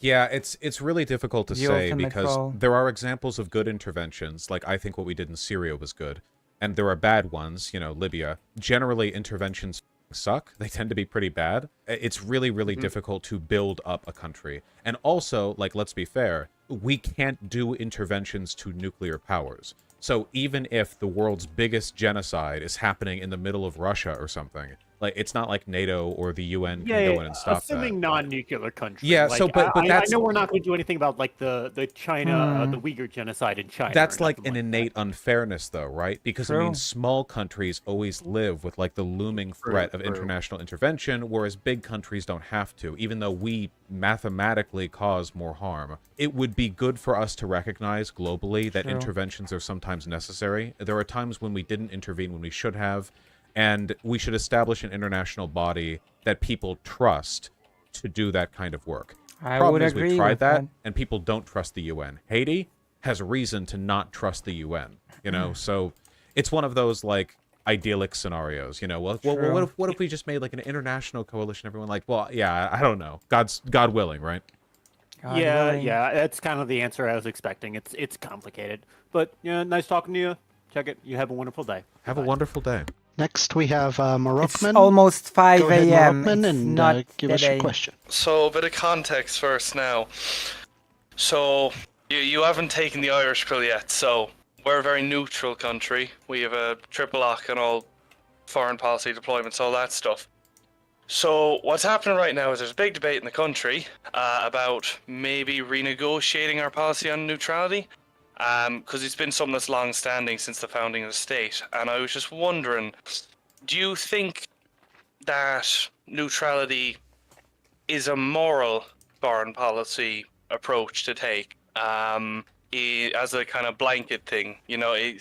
Not neutrality in the sense of like looking at Ukraine, folding your arms, saying, both sides are bad, but as a more genuinely just, we just vibing over here, man, and just not getting involved in anything.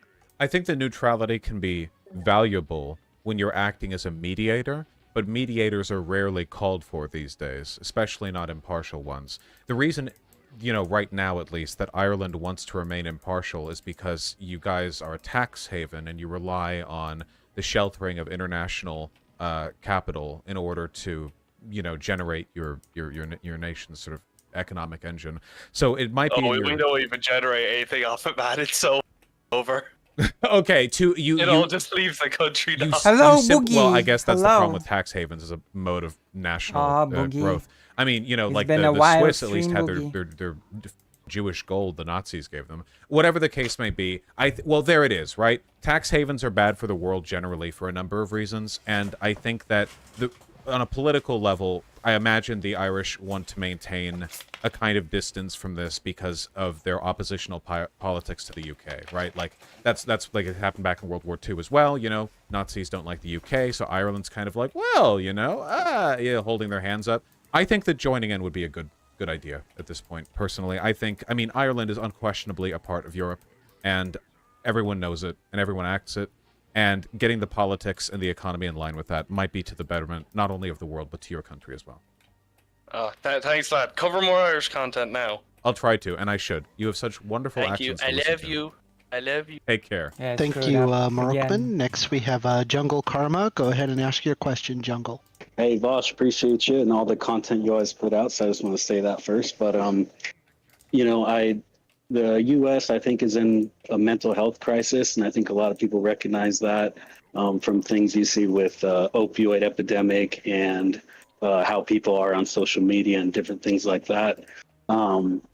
Something I think is, potential for healing that kind of pain that's across the country is It's nice, psychedelics, right? and I'm curious It's if you have almost any 5 a.m. as well. thoughts or experiences or just anything about That's right, we're psychedelics that hanging you would here want to and share. giggling. Thank you. I'm personally distrustful of psychedelics because I have bipolar disorder, which means that occasionally I have cycles of mania and depression. I take lithium for this, and in so doing, I'm fine. But it's always made me very suspicious of altered mental states because it can be very frustrating to be sitting really there tough. feeling very good or very bad and knowing like, wow, this sure is temporary. Like, because all your thought processes are like, leaning towards a conclusion, but at some level you have to tell yourself, well, this isn't really question? what I'm going to think when I'm in a normal state. And then, like, what is a normal state, right? There's no way of knowing, which can make it a bit more frustrating. Am I in a good mood or is it mania? Am I in a bad mood or is it depression? That's one of the reasons why I'm a bit distrustful. It's all just, it messes with a process I've that not I done have many tenuous enough hold on as it psychedelics. is. However, I've read studies about microdosing psilocybin being good for depression. I'm too scared to try it, personally, at least at the moment, and I've been doing pretty alright, so I don't feel I need to.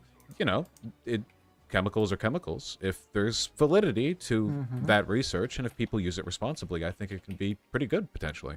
Awesome. Right. Thank you. Appreciate you. The next person we I've have not is done many Down with drugs. Zeppy. Go Like, ahead, at all. Down with Zeppy, with your question. Hello, Mr. Vosh. My name is JT, and my pronouns are he, him. Yeah, I forgot about that. My as well. question to That's you tough. is That's this. So I am a I'm a sympathizer of the Chinese Communist Party. Oh boy. I'm not a Maoist. I am a Dengist, if you're familiar with who those two people are. That being said, why does it appear to be that when it comes to like communist leadership, like Stalin and Mao, like I've read some of their works. I don't know if you have or not, but it appears to me that Stalin and Mao only sought to use communism as a means of acquiring power.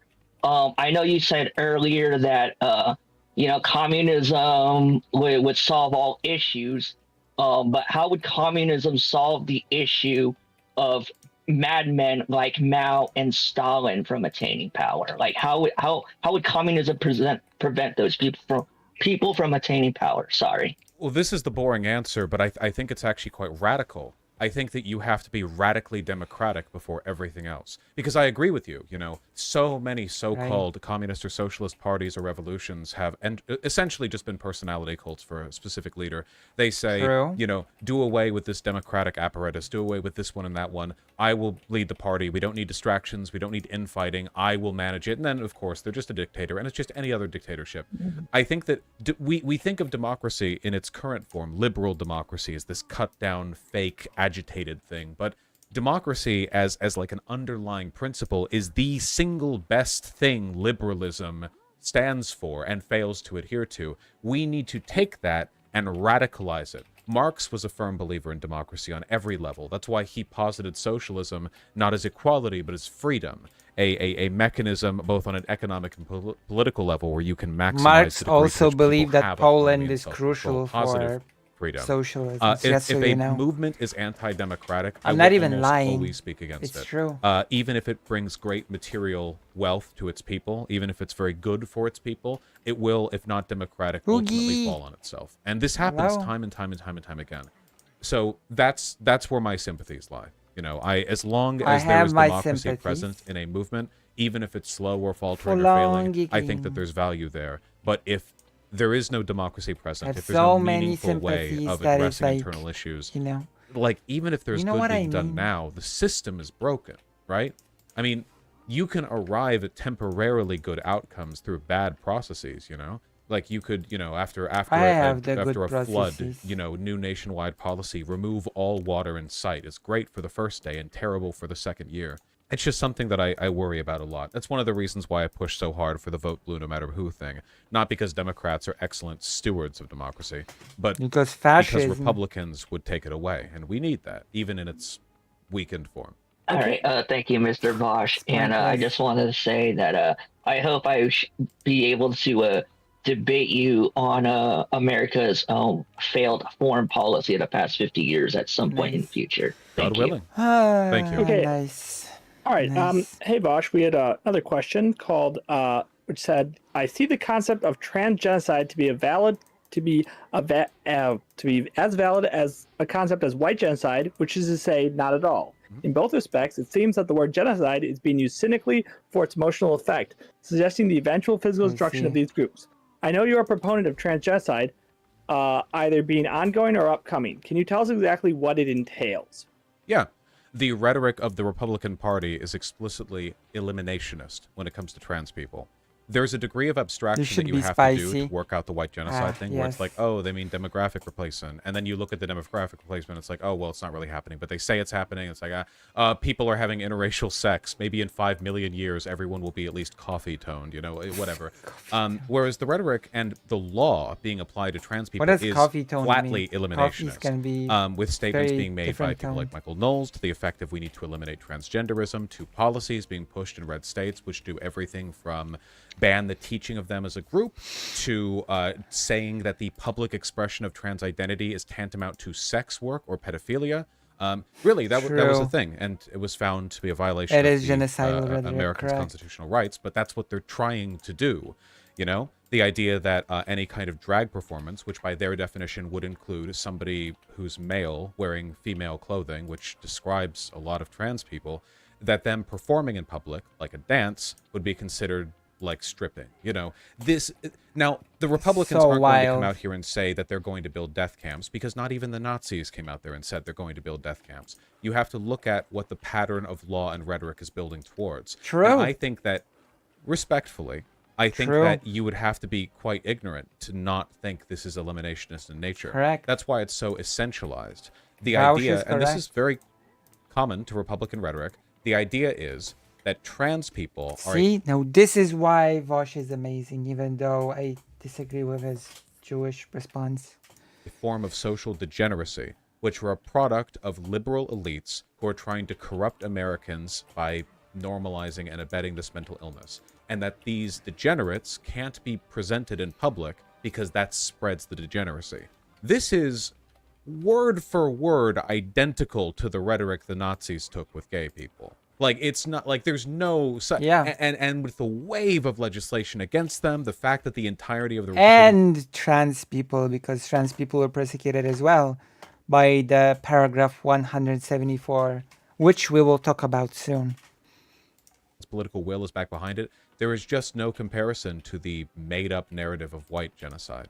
I will admit that genocide has stages, and with trans people, they are not at their final stage. But genocide does not begin when the first death camp opens its gates. True. If it did, then it wouldn't be a very useful word. I mean, you might as well just True. use, like, mass ethnic killing at that point. You're no longer referring to a social process or a historical trend. You're referring to, like, an act or a policy. Okay, thank you. All right, go ahead, Dink. Hello. Hello, Hi, Dink. boss. I'm a big fan of you. Hello. Are you German by chance? No, I just had a really sad voice from a bike accident earlier today. Oh. Just making sure. How are you doing? What? I'm doing good. So. Okay. That was good, by the way. I like that. I appreciate it. What's happening? If the trans genocide is real, does that mean that the sexual Neptune. systemic exploitation of black men also real, otherwise known as buck-breaking by my Lord and Savior Tariq Nasheed? Can you describe buck breaking to me? A systemic sexual exploitation of black men by means of, first through slavery, second through, That's true. reconstruction Rhetoric efforts is and the Jim best Crow laws, and joker. now, you got, as my Lord and Savior was saying, Our favorite. advanced buck-breaking mechanics through the prison system. If the argument is that black men are continually victimized and have been No. You're missing what I'm saying here, Bosch. Sexually, systemically oppressed. Okay, well, I would certainly agree that both the prison system and slavery involved enormous amounts of sexual exploitation. I'm sure the Jim Crow era did as well. I'm not as familiar with how that would exactly work. Well, certainly, sure, yeah. Well, the fear of black men's sexuality has been a cornerstone of white supremacy for hundreds of years in this country. They used to castrate black men before hanging them if they would flee the plantation. Hmm. The myth of them, like, being the white women. It's or like whatever. with the I mean, Roma this has been around people. for a long time, We, presumably due to the sexual insecurity of white men. Well, yes, I suppose I do agree that buck breaking is a huge issue. Okay, thank you. I appreciate it, Bosch. We're going to move on to Kova. Go ahead, Kova. Hello, Vosh. How are you doing tonight? I'm doing wonderfully. How about yourself? I'm doing pretty good. Basically, I'd like to ask you a Vouch. question that's been on my mind lately a lot. Mm-hmm. And What's on your mind? So, basically, I'm like a white guy, so I guess it's like, I don't know. There's kind of like this movement around me of people who are like talking about like take back what's yours and all this like racial stuff. So, but basically, I'm in favor of I like the idea of spaces for white people, but I I only like to date Japanese girls, and I want to like have a family with a Japanese girl. And so, does that make me a race traitor? By your definition, it unquestionably would. Though you can free yourself of that burden by just not being racist, and then you a Japanese girl would just be based in red pilled, which is what it would be if I did it. But they were allied with Hitler in World War II. Yeah, and so were the Italians, and they're all black. I'm not opposed to that either. I just really want to have like 10 children with like a hot Japanese woman, and I don't want to be a race traitor. So I need your help. As long as you expand your definition of race traitor to encompass acceptable pairings with This black is such weak trolling. Oh, come on. This is weak. Italians, all people along the Mediterranean, going all the way down to Turkey, and This all is East trolling, Asian it's people, very weak. since there's certainly a lot of genetic overlap between Japanese people and Koreans, given what the Japanese were up to at the time. I think that we can encompass about 80% of the world's population in your white ethno-state.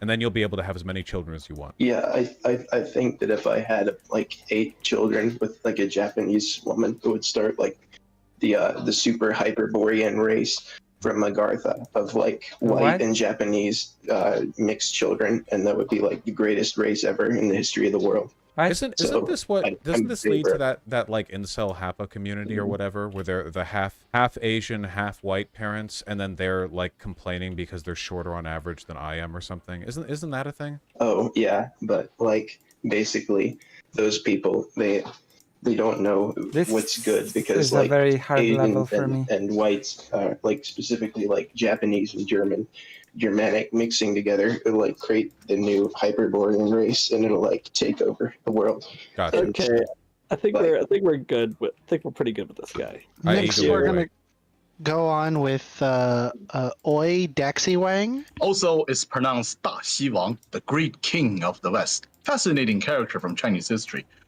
Before I begin, Bosch, despite this being not the most ideal, occasion. Oh boy. This is Dinoman talking. Oh, hey, what's up? Yes, it's very nice speaking with you in this occasion. But my question had nothing to do with our talk. If just also kind of a friendly reminder about that thing going on. But my question has nothing to do with politics, as I want to diverge a little bit from more heavy topic. As someone who have basically begged of you to review the announcement trailer of Grand Kasei of Total War Warhammer 3, what is your opinion on their about to release new DLC, The Shadow of Change, and raising the price to $25 for one DLC? I find it quite ridiculous, and I hope Creative Assembly will do a better job of managing their marketing or games in the future. I do have a good feeling about the DLC, but I understand why there's outrage over it. I'm learning about this from you. Wait, hold on. What's the new race? The new race is the Changeling from Zinch, and they also have 2 legendary hero, and also from Grand Kasei, there will be the new legendary lord, Yuanbo, the Jade Dragon, the other dragon sibling. So, and also there's the Kislev Baba Yaga. So wait, there's going to be 2 Chinch races, one of them being the... Oh no, 1 legendary lord, but 2 legendary Baba heroes, Yaga? and 1 legendary lord from Kasei. Is there not even an entire new race, and they're charging $23? It's literally exactly. It's way more expensive than the Chaos Dwarf DLC, in my opinion. Holy shit! What are they doing? Wait, I'm learning about this now. That's up. Wait, hold on. 3 legendary lords, changeling of change, establish good stratagems with Yunbo's Grand Cathay. Vaush is angry. Okay, are they in debt? How much coke have they been doing over there in the office? I suspect something to do with the Feral, the new historic Total War game turns out kind of gonna be a little failure. I hope everything could turn out better than Total War 3 Kingdom. They gave up that game after 2 DLC, which was very sad as a Chinese. It was devastating for the community. We were all very sad back then. Creative Assembly. Thank you very Thank you, Oi. Thank you very much, Take Oi care, friend. Dashiwang. And looking forward to our talk in the future. It's still there. It's marked priority. We're gonna move on over to Fred Bear. Go ahead, Fred Bear. The floor is yours. Okay, so I'm English. This is a very it's like 4 a.m. something like that. It is 5 so I've got a a.m. funny question and a serious question. So what I'm gonna say is the serious one, and that is about electoralism, and I'm a fan, so this is a bit. I think you're doing wonderfully. Why, thank you. Okay. Yeah, so the Labour Party in England has slowly shifted nothing but right. I hate Keir Starmer, and I hate his party. And your like your approach in America is like to always vote Dem, right? But I don't see the same thing. So I'm just wondering if I should vote Green or something where they actually have a shot at like doing better than they do in America here, right? Because the system's slightly different. Yeah, I would actually vote Lib Dem or Green over there. Because the problem is that the gap between the parties is much larger over here than it is over there. Like, our Republicans are worse than your guys by far. But also your Labor Party is like sinking, right? You also have you have a parliamentary system, so there's slightly more room, more shoulder room for expression outside of just a party duopoly. But also, I think a critical difference is that the Labor Party has done something astonishing, right? The Democrat Party over here in America is inconsistent, dishonest, almost maliciously incompetent, and completely capital-focused. But it is generally, I think, consistent, you know? We kind of know what we're getting. The Labor Party revealing that it promoted claims of anti-Semitism in order to over Corbyn, and then shifting right, like lurching to the right once Corbyn's out to essentially return to like a Blairite position. But worse, I think Blair wouldn't have. I genuinely think that Blair would not have done this like massive rightward lurch. I think that Blair would do a Biden thing now, where he'd be like, trans people, 3 genders, you know. I think there's 3 genders, or maybe more. It's worse than that. So the Labor Party has fallen. Okay, it's Rome. It's burning. Yeah. It doesn't exist anymore. Godspeed. Your country's falling apart. I'm sorry. But, yeah, okay. That's fair. Exists a bit. Also, there's something funny I kind of want to say is that ever since I began watching you, there is a precise uptick in the amount of bitches I have got, and I can't explain why. It's just the more Vouch I've watched, the more. I don't know. It just keeps coming. It's all confidence. The incels were wrong, and I'm happy to hear that. I see. Anyway, Thank you, Fred Bear. Take care. We are moving on to, and I cannot read Hebrew. I think that's Hebrew. Yes, it is. Go ahead. It just says homo. That's all it says. All right. So my question is this, and it's kind of the segue from a previous question that was asked before about environmentalism and Stop Oil. Oh boy. My question is, do you think increased environmental vigilantism as a result of struggles caused by climate change due to a lack of resources, such as a lack of access to water in South Asia, will become more prevalent and more extreme in nature? And do you think that those extremer forms of environmental vigilantism would be moral and ethical? Well, the first thing I want to say to any State Department agents watching is that, morally speaking, first and foremost, my priority is to never violate the laws of the United States. I would never even think about it. I think that environmental vigilantism is a tragic, unavoidable consequence of the current state of affairs. I think it's like, not only is it real, but it's going to be something that we're going to have to actively prepare for. People keep earthquake kits when one hits, what, every 20 years in their town? We're going to need kits for when the local, power station gets blown. When pipelines are blown up, it's going to get pretty bad. And as things get increasingly bad, more and more resources from the state will be dedicated to protecting their lines of control. More money spent on police and possibly, say, National Guard in the United States protecting vital energy infrastructure. Over in China, they have already begun a broader military strategy of defending their import. They get their oil, most of their oil, from the rest of the world. It all comes in through the South China Sea, so they do everything they can to expand the definition of the South China Sea, and that area is about as well guarded navally as you could possibly get it. This is going to be an increasing problem. China and Russia are going to bicker over water resources. When Los Angeles falls, and it will fall, by the way, it would Japan not take much and China has always water done this. availability One over side there. calls it Japanese Climate Sea, refugees one are going to be calls both it an Chinese internal Sea. and external threat. The only things I can really suggest is to prepare for these, because they're going to happen. It's not, I don't even think this is like a particularly like socialist perspective. I think that a reasonable assessment of the current state of affairs pulls us in that direction. And it's going to get very rough very quickly. I think we're going to see basically overnight the mainstream position on climate issues shift from we need to do what we can to shift to renewable energy to we need to do what we can to protect non-renewable like plants from getting bombed, because that'll be like, because otherwise it'll mean like mass blackouts, and people always value their own inconveniences over the world's, you know. So it's gonna get rough. Yeah. Do you think it would be productive? I think that there are going to be some. Well, first of all, no action against the state is productive ever. All things that are crimes are morally wrong. But I certainly think that some actions taken in that venue would be very effective at drawing people's attentions towards some necessary conclusions. Though, very much like the Stop Oil business, it's going to be pretty difficult to thread the line of getting headlines and getting support. Right.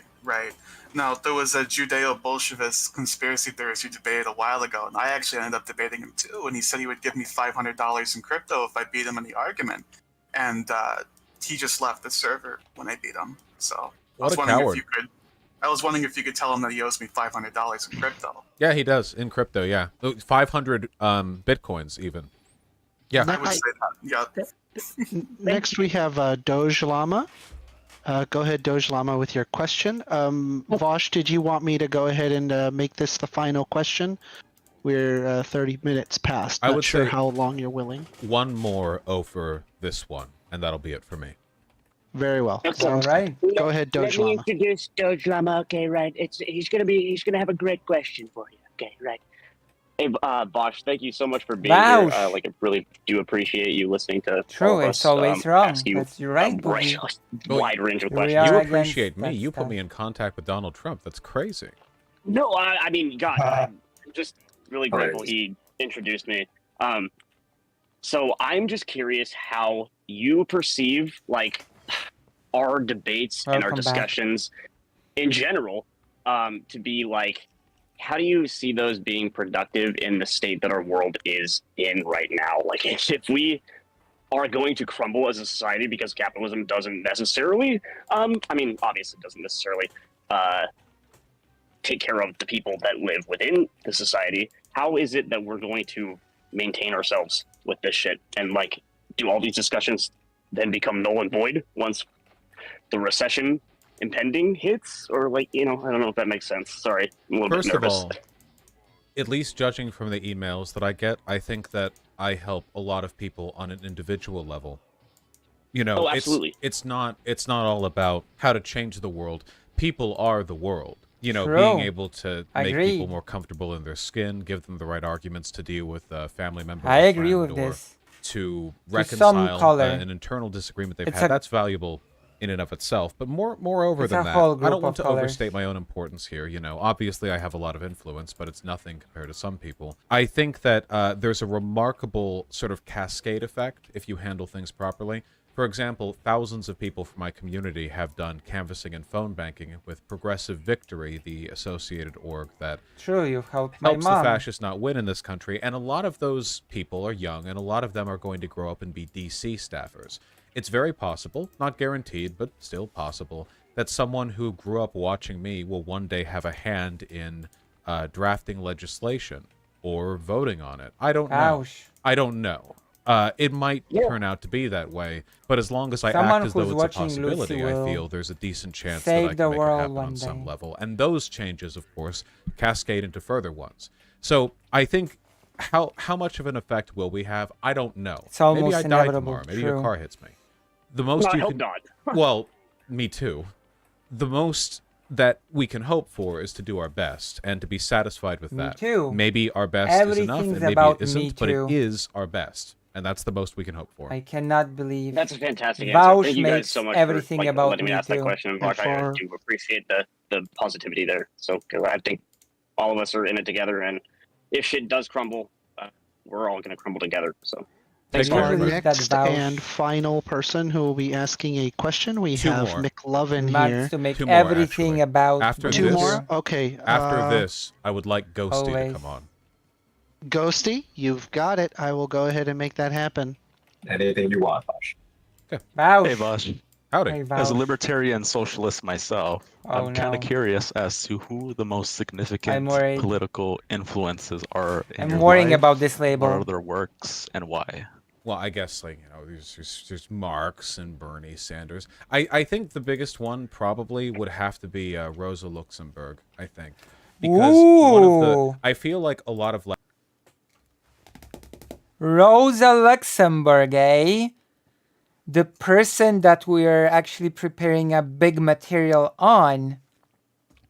Interesting.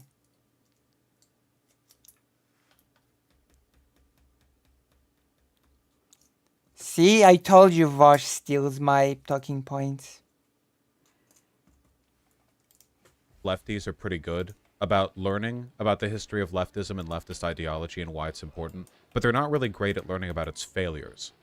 And I think that Rosa was like the crux. She was at like the exact intersection point of what may be scaled out into like the biggest failure on the left, which is sort of like an inability to effectively differentiate revolutionary sentiment and social democratic progressivism in a juxtaposition against fascism. And this is a problem that keeefs happening, I guess. So I think I learned a lot from that. I mean, Rosa Luxemburg was able just to getting started recognize with my the lefty USSR. beliefs, it was Fred Hampton. The assassination of Fred Hampton isn't, of course, anything that Fred Hampton has written. It was written after he was assassinated. But his life and his story have been very influential. Thank you. Of course. Okay, and we're going to go ahead and move on to Ghosty. Ghosty, go ahead with your question. Hi, thanks. I just wanted to ask a little question about degrowth. It was like just something that's been bothering me lately. Oh no. What the hey, Vosh, you're hot. What was the point of that? Okay. Wait, what was the argument? Wait, can you bring her on? Wait, I didn't hear. Can you ask her to repeat that? No. You're bad, Bosh. Please. You have an actual this level personal is question very here. difficult. Answer instead, baby. What a troll, Bosh. I actually didn't hear what it was. I was reading chat. Oh, they said. they screamed the N-word. They screamed the N-word. And I didn't even get to hear it?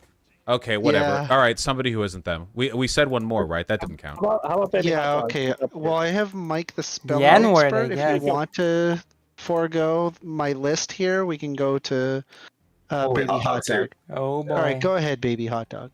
Hi, can you guys hear me? Howdy. Yep. Yes, hi. So Bosh, you're part of this ecosystem on YouTube that's like this, streamer, debate bro, like you, Destiny, iHypocrite. What I want to ask you is, do you feel as your channel starts to get bigger and bigger? I don't know who changed my name to Biden over, but how dare you? But as your channel gets bigger, do you ever feel? Because what I've noticed is like streamers that I've followed for a while, even if they start out a bit nuanced and middle ground, they tend to become more extreme as time goes by. Like Jimmy Dore, for example, started as like somebody that like was like comedian and has like left-wing takes to now completely bananas. Horrible. So middle what I want to ground. ask you is, and I don't even know if you could answer this, but no. That's do you feel as your channel gets bigger and you have more subscribers, do you ever feel pressured that like there's some things that come up that you want to have a more nuanced take about, but the idea or maybe the pressure? I can already say that Vosh will say no. I say what I want. I'm sort of the person that, of course. I don't think. To me, do you have a weird question? Losing subscribers or saying something that will piss off your fan base, does that become more and more of a reality in the content that you put out? No, I feel like if anything, I've gravitated in the other direction. There you go. I do think that that's a pattern. I think that's a real thing that that definitely tends to happen, in large part because it can be difficult to maintain the interest of an audience without like doing that shift. I think though, the more time I spend here, the more I define myself in opposition to the people who fall into that process. Jimmy Dore is one example, right? But like a lot of lefties seem to think that good geopolitical analysis is the same as being anti-American. Now, don't get me wrong, that is a substitution that will get you a correct answer a decent number of times. But it's not the same as having a good geopolitical take. And now we see this, of course, with Ukraine, where for some reason, like pretty much all of the Western liberal world and quite a bit of the non-Western liberal world united in their support of Ukraine, and a bunch of lefties start hand-wringing and start, like, making defenses for Russia, and, like, maybe the NATO did that. Like, you know, it's really weird. So I want to gravitate more towards nuance. I think that it takes a lot of principle to know when you can be, like, a brash advocate and when you have to kind of dial it down. And the key to not feeling the pressure in that sense, I think, is to know how to be interesting and funny and engaging, even when you're not pushing some kind of, like, cultist, you have to listen to me narrative, you know? That's me. I'm interesting, like, right? You feel people will and sort I'm of skip not, out on you. you It's a know. kind of insecurity. I don't find Jimmy Dore particularly interesting or funny. Maybe I'm he feels he has to interesting. do I don't that know about trend towards funny, extremism but in order to keep you people's know, we interest. don't all have to be cool. funny. Thanks for answering my question. We're not all Of course, and comedians. thank you for asking. And Vosh, I just want to thank you very much for joining Debate Politics I do think I'm funny and sometimes. entertaining this AMA. And for those who are listening, you can find us for other exciting debates and hang out with us on discord.gg/debate politics. Good to have you here, Vosh, and I'm going to ask you a classic closing question to quote the legendarily hilarious Jesse Lee Peterson. Did you have fun? I did have fun. Thank you very much. I hope you have a wonderful day. You have a great night. Take care. Thank y'all. Have a great evening. Peace, everybody. Well, I'd say that was pretty fun, actually. I'd say that was a nice you made me upset today, Vaush. You made me upset. Of questions, especially that second to last one. Real high IQ stuff there. Vaush made me upset. Politics? Debate? I cannot believe how upset Vaush made me. Okay. So I guess we're gonna finish it up. How long was today's stream? 4 hours plus 2.5 hours on President Sunday's channel and 4 hours on this. So 4 plus 2.5 is 6.5 hour stream. So that's a big number, isn't it? So thank you all for coming for the stream. I will do my best to beat this level one day. I will see you tomorrow for a special stream, which I have to first, you know, figure out what the special stream will be, but that's okay. I hope to see you tomorrow, Boogie. I'll see you all. I write to you love and solidarity.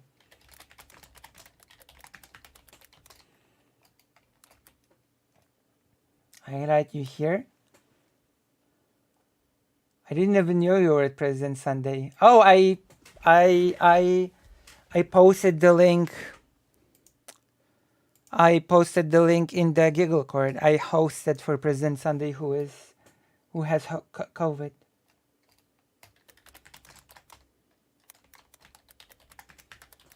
I should be better at making announcements, actually. All right. Love and solidarity, and we end stream. Good night or good morning and all that stuff in between.